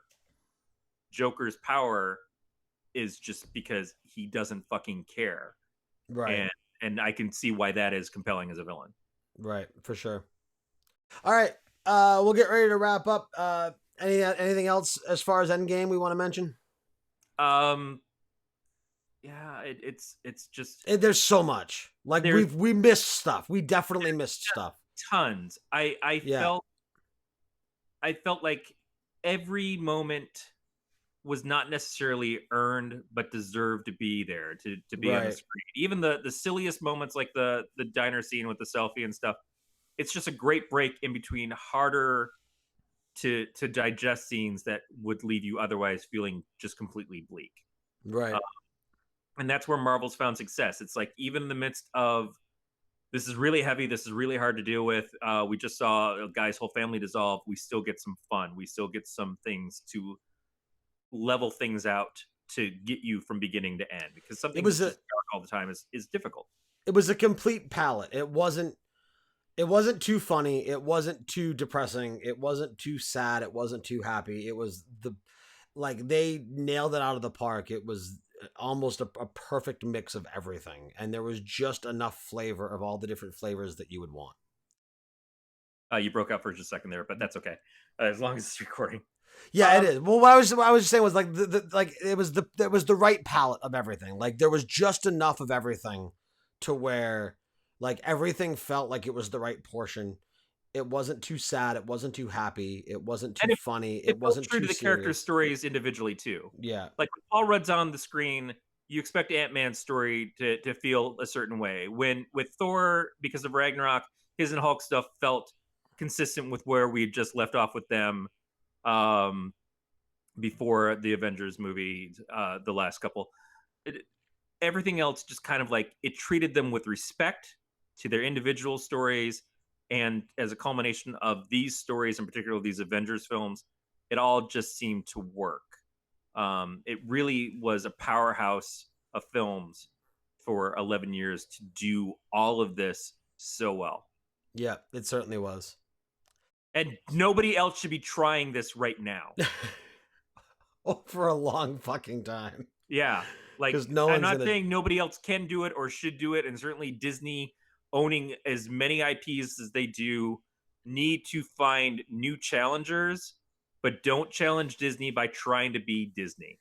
You Right. know, challenge Disney by creating the next IP and not selling it to them. Right. Don't sell out to Disney. Um, cool. Well, that being said, I think that wraps up this edition of spoiling the end game. We're going to be talking about this movie for weeks or maybe even months as things are analyzed and broken down. But seeing as it's the big thing right now, we had to at least talk about it. It does suck that Brandon couldn't make it. Um, I wanted to get this out. We might do a spoiler part two again to break things down a little bit more. I wanted to make this a roundtable, but unfortunately, because like one of our regular roundtable guests, Nine Ball, he works at a movie theater, so obviously he's fucking swamped this weekend. Yeah. And then a couple other people that would normally show up, they didn't see it yet because of either time or because they don't want to deal with the crowds. So things play out. I mean, it can be a little tough to do like opening weekend spoiler. But you know what? It is what it is. I wanted to talk about it. I was excited. I was excited about how much I liked it because of how I felt about them over the last couple of years, and it was very refreshing to come out of that theater as excited as I was. Yeah, it was definitely a moment of like I wouldn't mind turning around, going back in and watching this again. No, not Uh at all. Not at all. I'm gonna see it at least one more time because Xavier, my oldest boy, wants to go see it. So I'm gonna take him to see it because he loved Infinity War. So I'm wondering how he'll do, just because there isn't quite as much action, which is something we didn't talk about, but there isn't as much action as in this one as there have been in past ones. It was a lot of character building and story finishing. Like, it wasn't as, like, certainly the ending fight scene paid off and like the Mhm. little things here and there, but it wasn't as action filled as some of the other ones have been. Yeah, like we said, the middle of the movie is more of a heist. Right. But it is also, like I said, it's a payoff to almost Well, all of the right, other which is films. great, for us. But I think that because of that, I think it might have a little bit of a hard time holding the attention of the younger audience that just likes to see the superhero battles. Right. Or who like you don't know the context of a lot of the things that happen in those scenes Well, that I they go had, back to. I fortunately had Brandon next to me going, like, whispering, like, okay, this is why this happened, and this is why that happened, and I'd be like, hey, who's that? Why? Like, I was like, why does Captain have the hammer? Like, I'll have to ask you that after the movie. You're Like, exactly so, why I don't go see movies in the theater, you son of bitches. well, no, we were whispering. It was I'm kidding. it I'm was kidding. quiet. You know why Would have I been don't better if you like just seeing texted each other. theater movie in the theaters is because all these people who fucking clap thinking that, like, the actors can hear you. Like, watch the movie. I, I I hate that. think that's. I agree. It's a little weird when people clap, even at the end of the movie. But it is a sign of appreciation. It's an old school thing. Yeah, Um, it's clapping at a theater, like with actual it's actors something on that stage. it still kind of is the premise of you go to see a movie in the theater But it'd be no different. to be It'd part be of an no audience. different than, like, of any of the people that are in chat right now. Like, if they really liked this episode, right? It'd be no different than go, all right, Twitch signing off, and then hit that button, and then, like, they sit by themselves in front of their computer monitor clapping for us. Like, that's what you're doing when you're clapping in a movie theater. Man, if anybody has ever clapped at the end of an episode of a podcast I've been on, if you're not a Unabomber type situation, I would love to hear that. That would make my fucking day. So, But anyway, so the usual routine, as we talked about 2 weeks ago, you don't really have anything that you're doing at the moment to pitch. But is there any honorable mentions that you want to speak up about? well, geez, there's so many things that I enjoy and continue to enjoy. One of the things that I've been liking a lot is a podcast called Rocket, which is three women who are in the tech industry in various forms. And I listen to Twit. I've listened to Twit for a long time. I listened to Leo Laporte for even longer since he was on Tech TV. It's nice to get women's perspective on the tech industry and kind of like in a political sense in the way of the world and stuff right now too. When the stuff about the black hole photo came out a couple weeks ago, and the woman who was credited for that, not because she said that she was the one who discovered it or anything, but because a story came out that said, "Oh, this woman was really instrumental in this," and the internet lost its shit because they're like, "Well, there's no way that she did it because one, she's a woman, and two, this other article says this guy did it." Um, and it turns out, no, she was the lead on a team that was part Right. of it, and the guy was also part of another team, and their algorithms were all parts of the thing that did it. Um, but because the internet is shitty, it was kind of just crap. So hearing them talk about that story in particular, my wife a couple of days later was saying, "Oh, do you think she's going to win a Nobel Prize because she did this?" And I said, "No. Here are the reasons." But then also, here's why the whole story is awful now. It's been polluted by the incel mentality.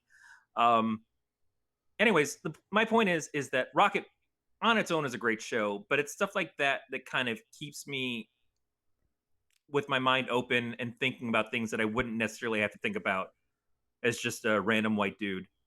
Um, and that's kind of a perspective that I want to keep learning, and I just think it's important to listen to people who are not like-minded as you or don't have just the same worldview as you all the time. It's nice to not be surrounded by yes men. Yes. And that's kind of what I like about you and I. Very appropriate response to that. But it's kind of like what I like about you and I is because as much as we have in common, we have a lot of big things that we look at differently. Right. but we respect each other when we talk about them, and we learn from each other, I think, when we talk about them. And it's always enjoyable having the conversation no matter what it pans out. It's not like I come in and I think I'm going to change Nate's mind on this. It's like I'm going to talk with Nate about this, and he's going to tell me, what he thinks, and I'm going to say, okay, here's what I think, and we'll both get something out of it. Right, and we both respect each other, so it's not like we're not slinging insults back and forth, which I think is the best. Like it's great when there's conversation that's not insulting. Yeah, It's and it's even but with a I don't want to. I disagreement. don't want to talk down what Rihanna and Christina and Simone do on the show, because the show itself is excellent. Simone does what I consider one of the two best ad reads of any podcast I've ever listened to. Simone de Rochefort is incredible on those ad reads, and what I aspire to be like. Um, but just that particular bit really has stuck out of my head recently. It's from a couple weeks ago. They talked about that on the show, and it's really kind of it's weighed on me, because it allowed me to have that conversation with Erin, my wife, and to think about it more and more. It's making me grow as a person. Cool. And that's what I want out of podcasts in a lot of ways, is grow as a person. I listen to Harmontown a lot, and it's like my weekly therapy session, because I think Dan Harmon and I kind of share a similar brain, and I feel really bad for him. But I love that. And what you were talking about, people who clap at the end of movies, or if people clap at the end of podcasts, I walk out of listening to a show like the stuff with you and Brandon, and I feel like even when I'm not here, when I'm not a part of it, I feel like I just sat in with a couple of friends and had a long conversation, had a great time. And it was like my night out of visiting with people that I love. And that's why I do podcasts, and that's why I listen to podcasts, is because it's kind of my interaction with people that I wouldn't normally get to have otherwise. And so when I stop listening, but it's still ringing in my ears and I still hear your voices, and I make a joke later on, I think, oh yeah, that's something that Nate said. That's the connection that I get from this, which is not, for the sake of your horrific. own mental health, you should never repeat anything I say. I'm careful about the company. Good, because I'm usually not. Yeah. So that's a long-winded I way of me recommending appreciate the show that, without though. recommending the show.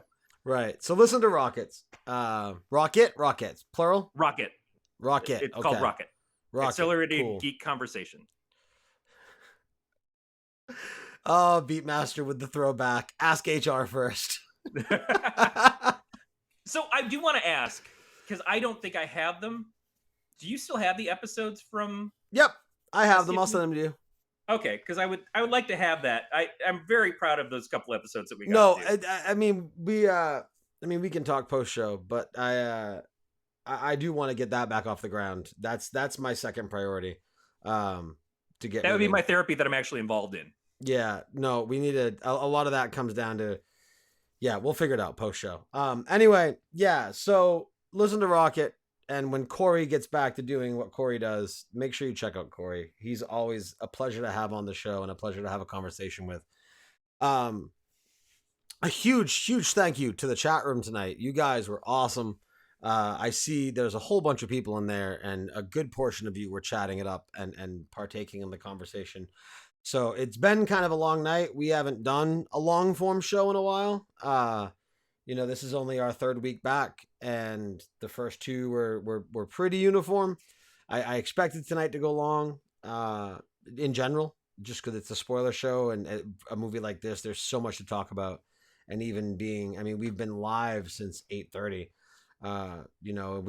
We got started in the spoiler talk around like 9:30, so we're going on 2.5 hours right now. Are you going to put the spoiler talk on as like a tack on at the end? The stuff we did in the beginning? Yeah, for the audio. Yeah, yeah, probably. I mean, or just a separate upload, like just the long form pre-show. Okay. Yeah, because that was a good conversation there too. Yeah, but anyway, so and for those of you that have been here since 8:30, when I was just kind of listening to some music until Corey got on, you guys are troopers. So thank you very much for hanging out with us. Yeah, you made it through a podcast that was longer than Avengers Endgame. Yeah, right. There you go. But you can get up and go to the bathroom during this thing. Just wear your headset. But yeah, so we'll return to form next week. There's a lot to talk about, gaming wise, TV show wise, movie wise. I mean, there's always a lot going on, and then just life in general, right? Maybe we'll Yes. maybe we'll have another Corey. I'll find a third one. um, but I don't know. That'll be the running theme. The show and Corey. Still a shorter podcast but still shorter than a podcast with JF on it. That's probably true. That is probably true.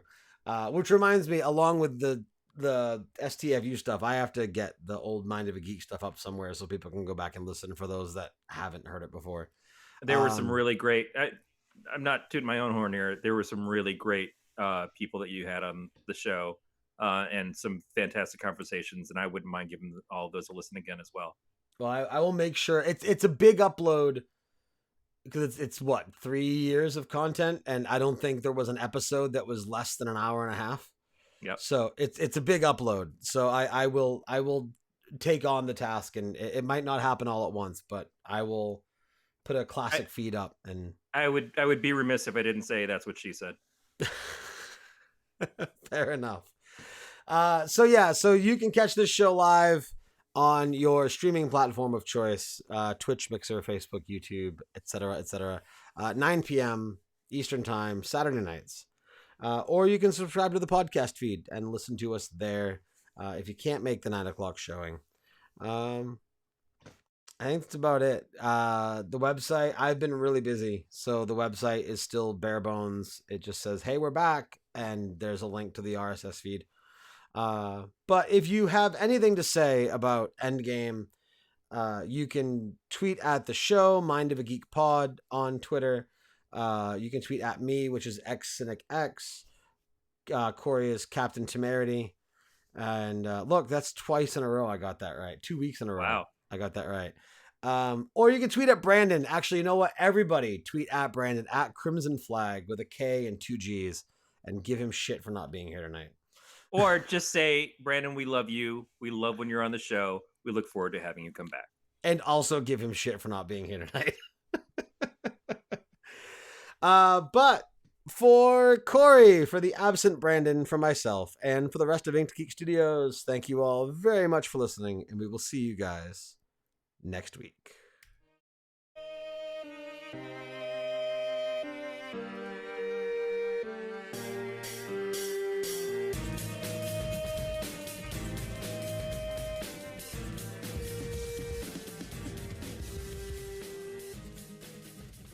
You've been listening to an Inked Geek Studios podcast. For this and other great shows, go to inkedgeekstudios.com.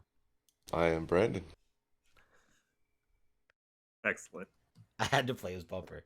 Oh, yeah. We need his voice on the show no matter what. Right? We need something. Not the first Avengers spoiler talk he bailed on. Was he not here for Infinity War either?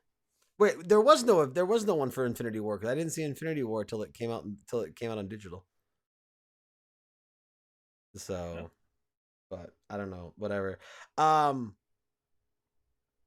Yeah, that was good. That was fun. I am exhausted. Thank you again, everybody. I see that there's been fluctuating numbers, but there's like 8 of you hanging out there right now. There was like close to 15 of you at one point.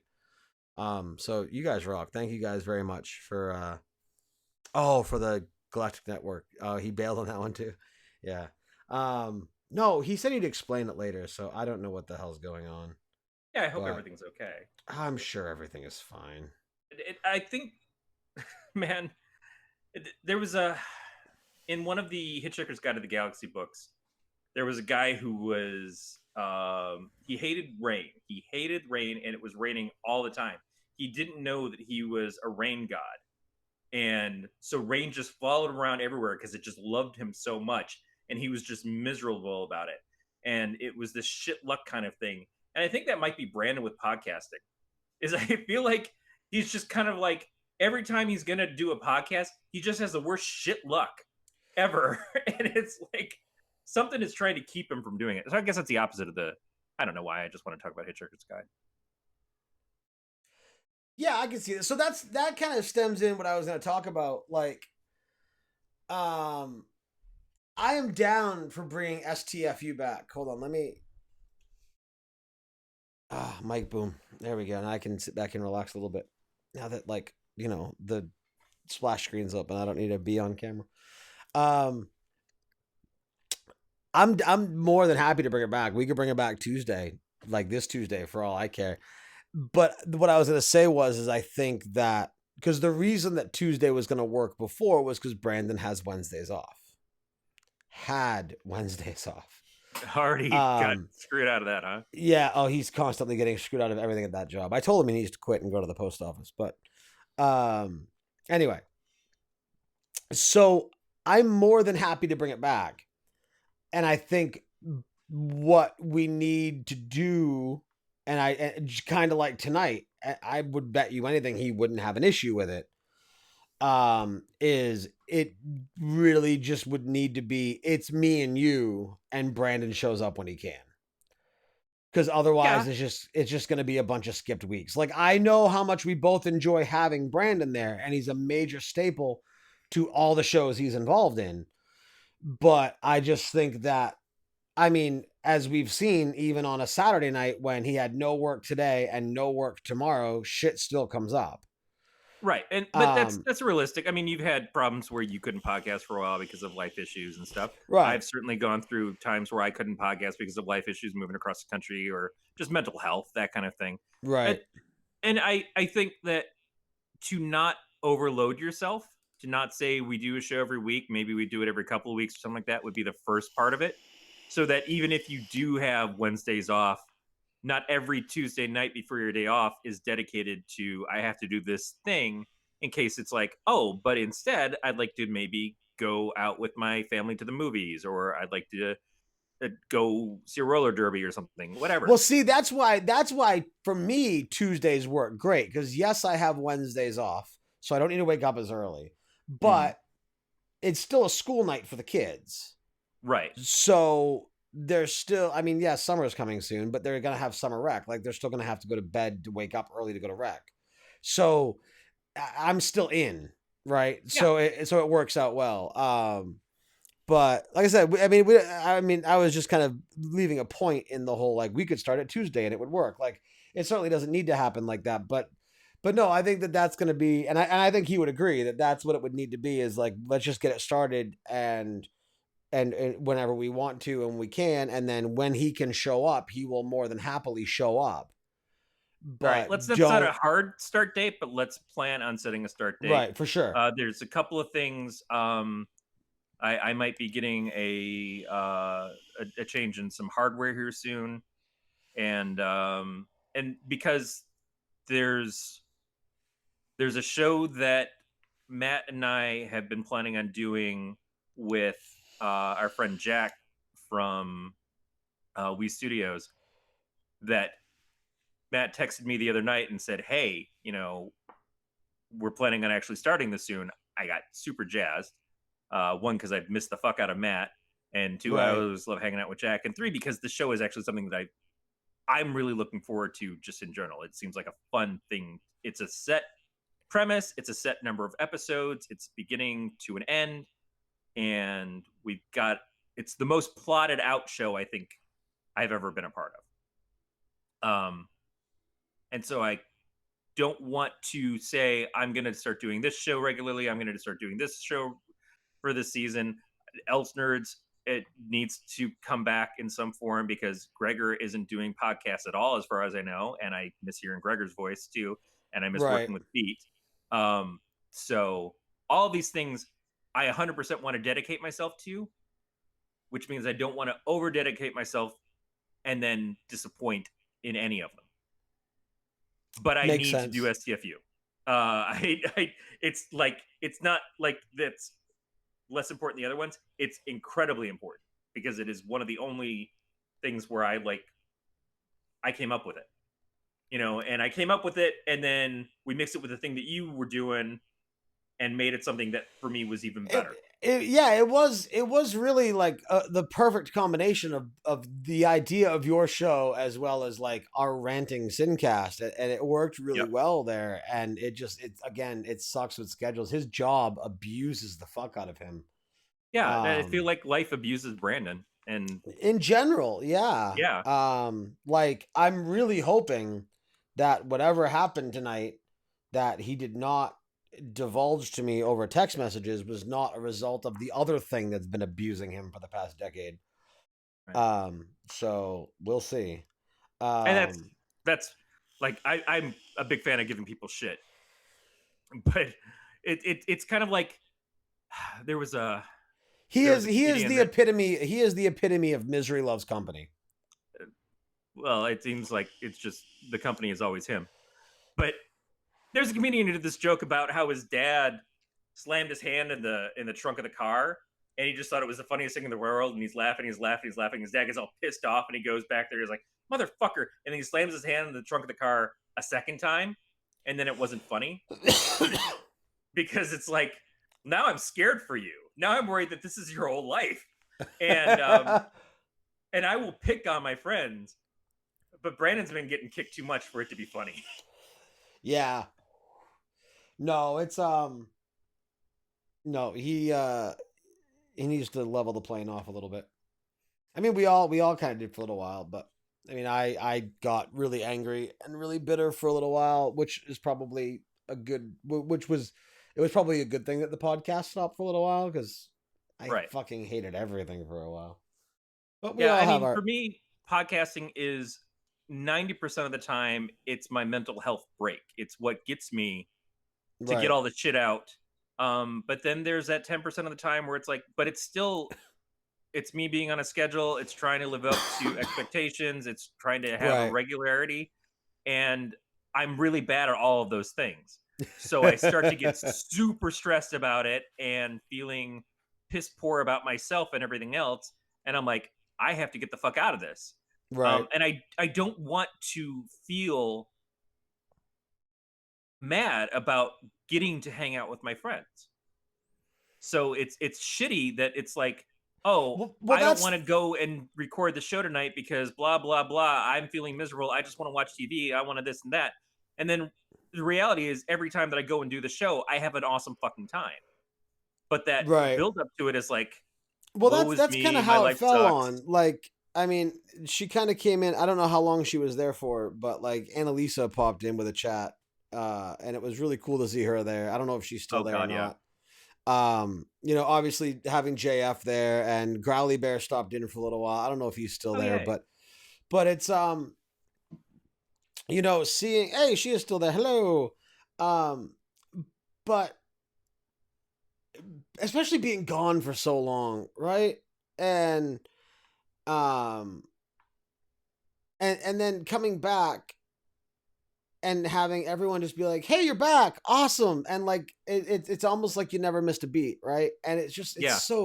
it's so cool and it's so awesome that all these people are like just I mean not just friends but are fans of the stupid shit that we put out every week. And it's so cool. And that's like I got so hung up on like back in 2014 when this started, and oh my god, after last week's episode, Corey and the other Corey and I chatted for a little bit. It must just be a thing I have with Corey's.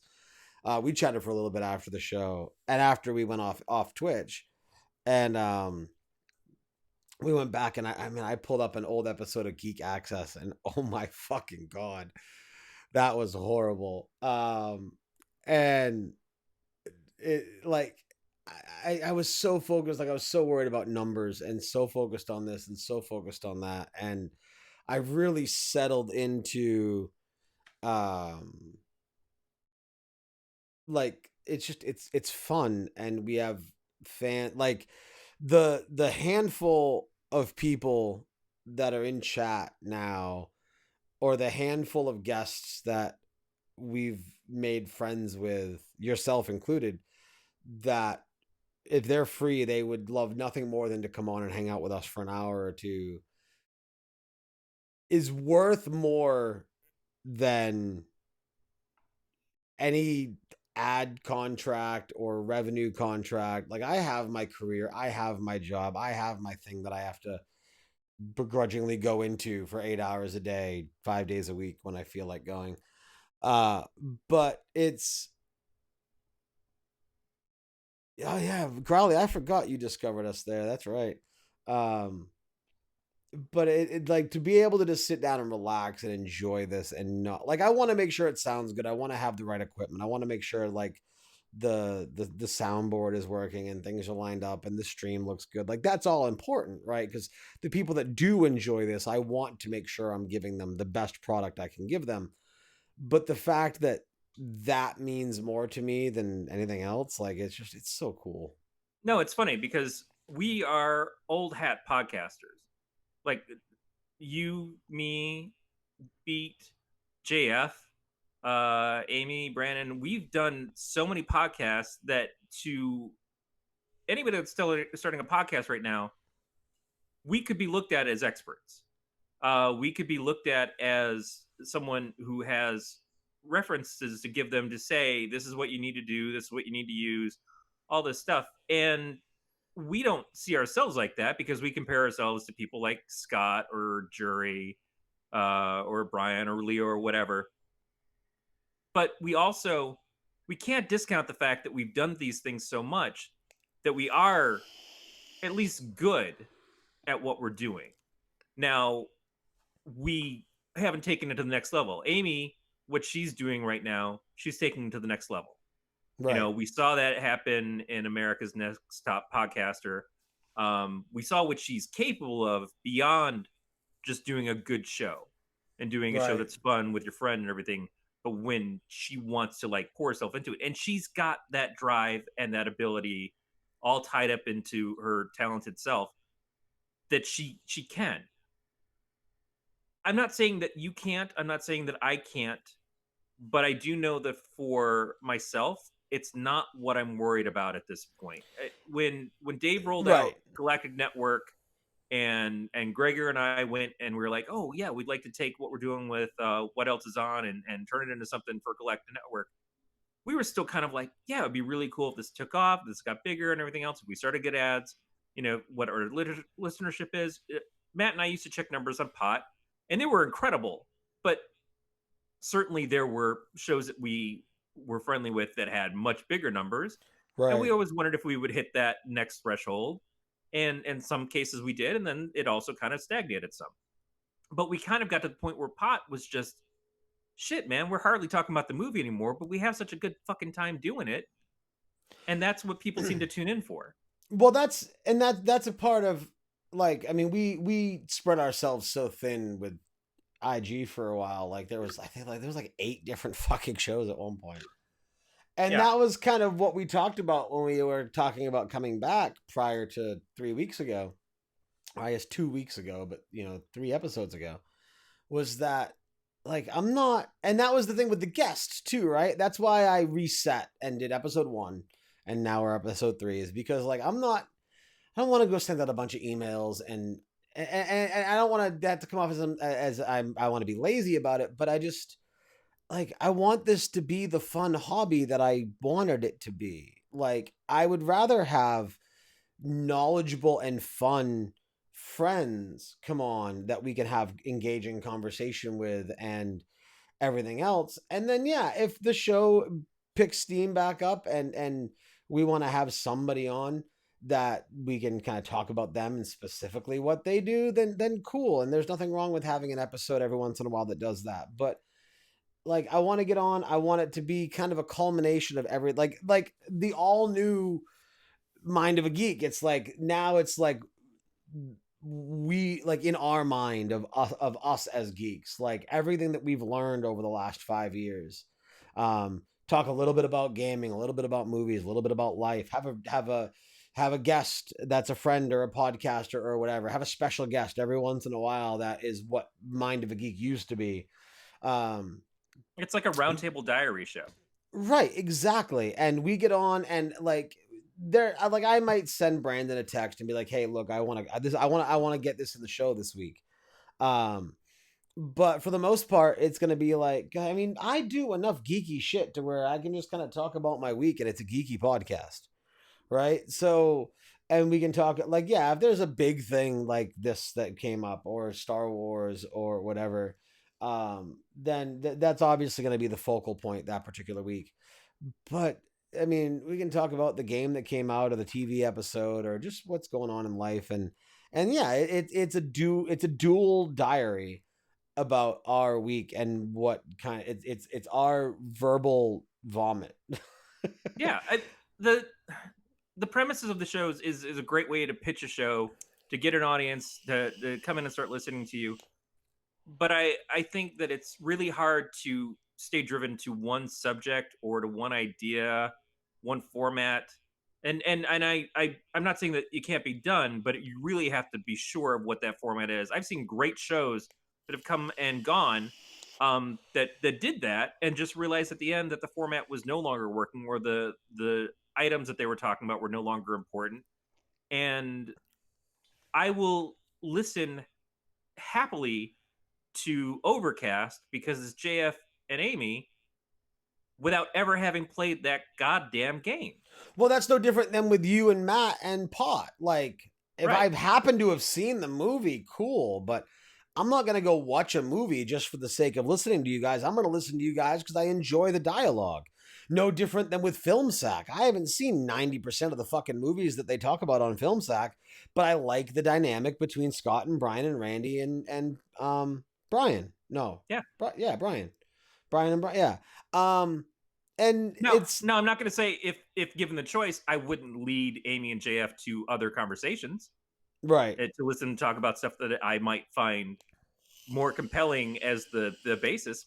But if this is my moment to listen to them, I'm going to fucking enjoy it Right. and listen to them. Well, right. Like when Amy and I have a conversation, or if JF and I have a conversation, like we don't talk about Overwatch. Like I was in it for a little while, and I just don't care anymore. I don't Right. find the game compelling. Like it's cool what they're doing with it, and I'm glad that they are part of the forefront of esports. But like, I don't think it's that. I think, in my opinion, that was the beginning of Blizzard's downfall because that doesn't feel like a Blizzard game to me.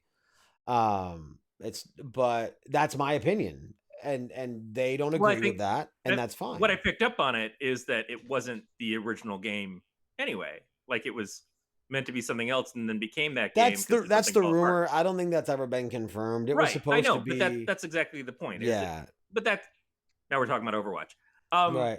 with Jack and The Dan from irony. Leaf Studios, I listened to the Simpsons, their Simpsons podcast, worst episode ever, and I love it because I get to listen to Jack and Dan because they're hilarious, and again the camaraderie and everything they do. I don't watch The Simpsons hardly at all. And the Right. episodes I would know are the ones that they don't talk about because they're the good episodes.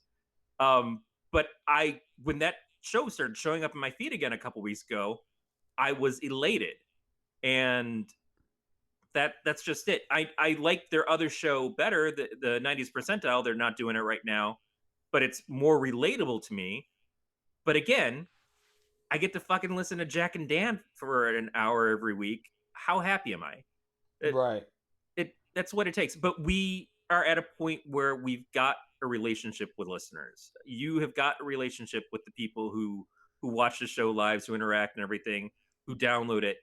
And so their expectations right now are not necessarily I want to hear who you interview next week. That's a good way to bring in new listeners maybe. Right. But honestly, it's but I'm coming back every week because it's Nate and Brandon. Well, and I think that was the part of it, and seeing things like, obviously, if we had, like, when we had an episode with Scott on it, right, or which was awesome for me, or like when we had Brian on, or when we had the guy from Songhammer, or anybody who's notable, or episodes that when Tom Merritt was on, or when Jury was on, or these people that are largely bigger and more popular as podcasters than I will ever be, not for a lack of capability, but just for a lack of, like, I don't have that time, or I don't want to do that, right? Like, that's not what I want from my shows anymore. And the downloads would spike on that episode, and then they would just go back to what they were, like, the next week, right? Like, maybe with one or two more, whatever. And that's and it slowly kind of dawned on me that, yes, I loved having certain people on when it came to, like, bigger names, and it was fun for me, and yeah, I got to geek out and have my moment.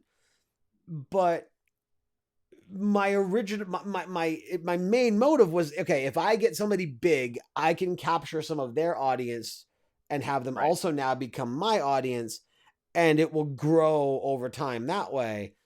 And I started to realize that towards the end, I wasn't looking for guests because I was legitimately interested in their material, but I was looking for guests because I was interested in their numbers.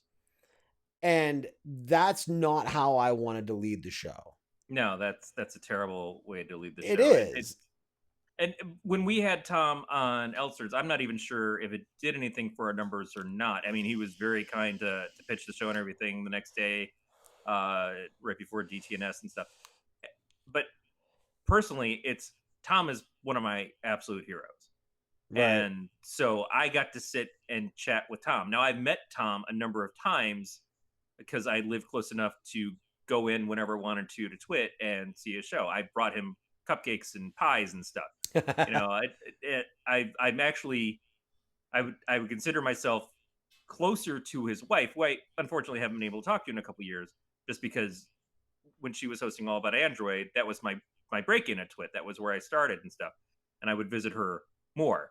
Um, but I love Tom and I worship Tom, and to have Tom on my show meant a lot to me because for me, it was Tom.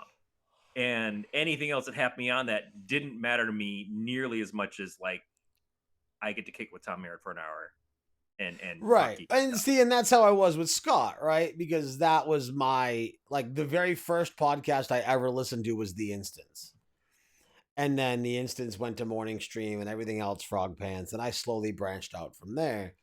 But to have this guy who podcasts for a living, like, that's his career. He's an artist and a podcaster. Yeah. Who took the time to come on my show and waste an hour and just have conversation with me, to the point where, like, I would be recognized, like, when, like when I went to Nerdtacular, like, he waved me down and said, and like, to go over to him and say hi. Yep. Like, that was really cool. But like, I'm not really in that community anymore, right? Like, so a lot of that allure has been lost to me. Like things like Frog Pants Vegas, like a couple of years ago, I would have wanted to go to that. Now I don't give a fuck. Like, I have my handful of friends who, two of them are there. Um, Abby's there and Tony's there. Um, there might be other people there that I chat with a little bit here and there that are there that I'm not aware of, but like, those are the two I know are there. Um, but I'm going to chat with them outside of that environment. Like, I don't need the tadpole to be friends with them. Right. And so it kind of pulled me out of that, and I became very tunnel vision on Frog Pants, and like, this is similar to how I did with Blizzard, right? So, like, getting kicked from the pool was probably one of the best things that happened to me, because it kind of, at no fault of Scott and Brian or any of them, but it kind of soured my taste for their podcasts, not because their quality changed, but because I wasn't part of the community anymore. So why am I listening? So it expanded my podcast listening, because I don't Yeah, get so locked in. and Same with that's the thing Blizzard. that's funny is because being in that kind of podcast sense is the community is such a big deal. You know, you Right. feel like you're a part of something and then you get interaction because they have the chats and stuff like that. It's like your chat's here. You know, we don't have a lot of that with Else Nerds or Pot. We are lucky to have the people that show up. They do, like Rowley, Beatmaster when we're doing Pot will show up, that kind of thing. But it's not the cultivation of a larger group like what Twit would have, like Frog Pants would have, like Jury has when he does things. And so when you're disinvited from that group, again, not through the fault of the people who do the shows, but by whoever's running the group, it can really fuck things up. And it's one of those things where I'm grateful to be under the radar, you know? Well, right, yeah, like, I wouldn't want the responsibility of something that large. Like, I'm not that important. um, but I got enough shit to deal with. uh like even like running like a WoW guild, like me and a couple buddies of mine started a WoW guild when this newest expansion came out before we realized how much it sucked. And it like we got huge in like for our perspective of just throwing it together in a month. And it got to the point where I'm like, I don't want to deal with this.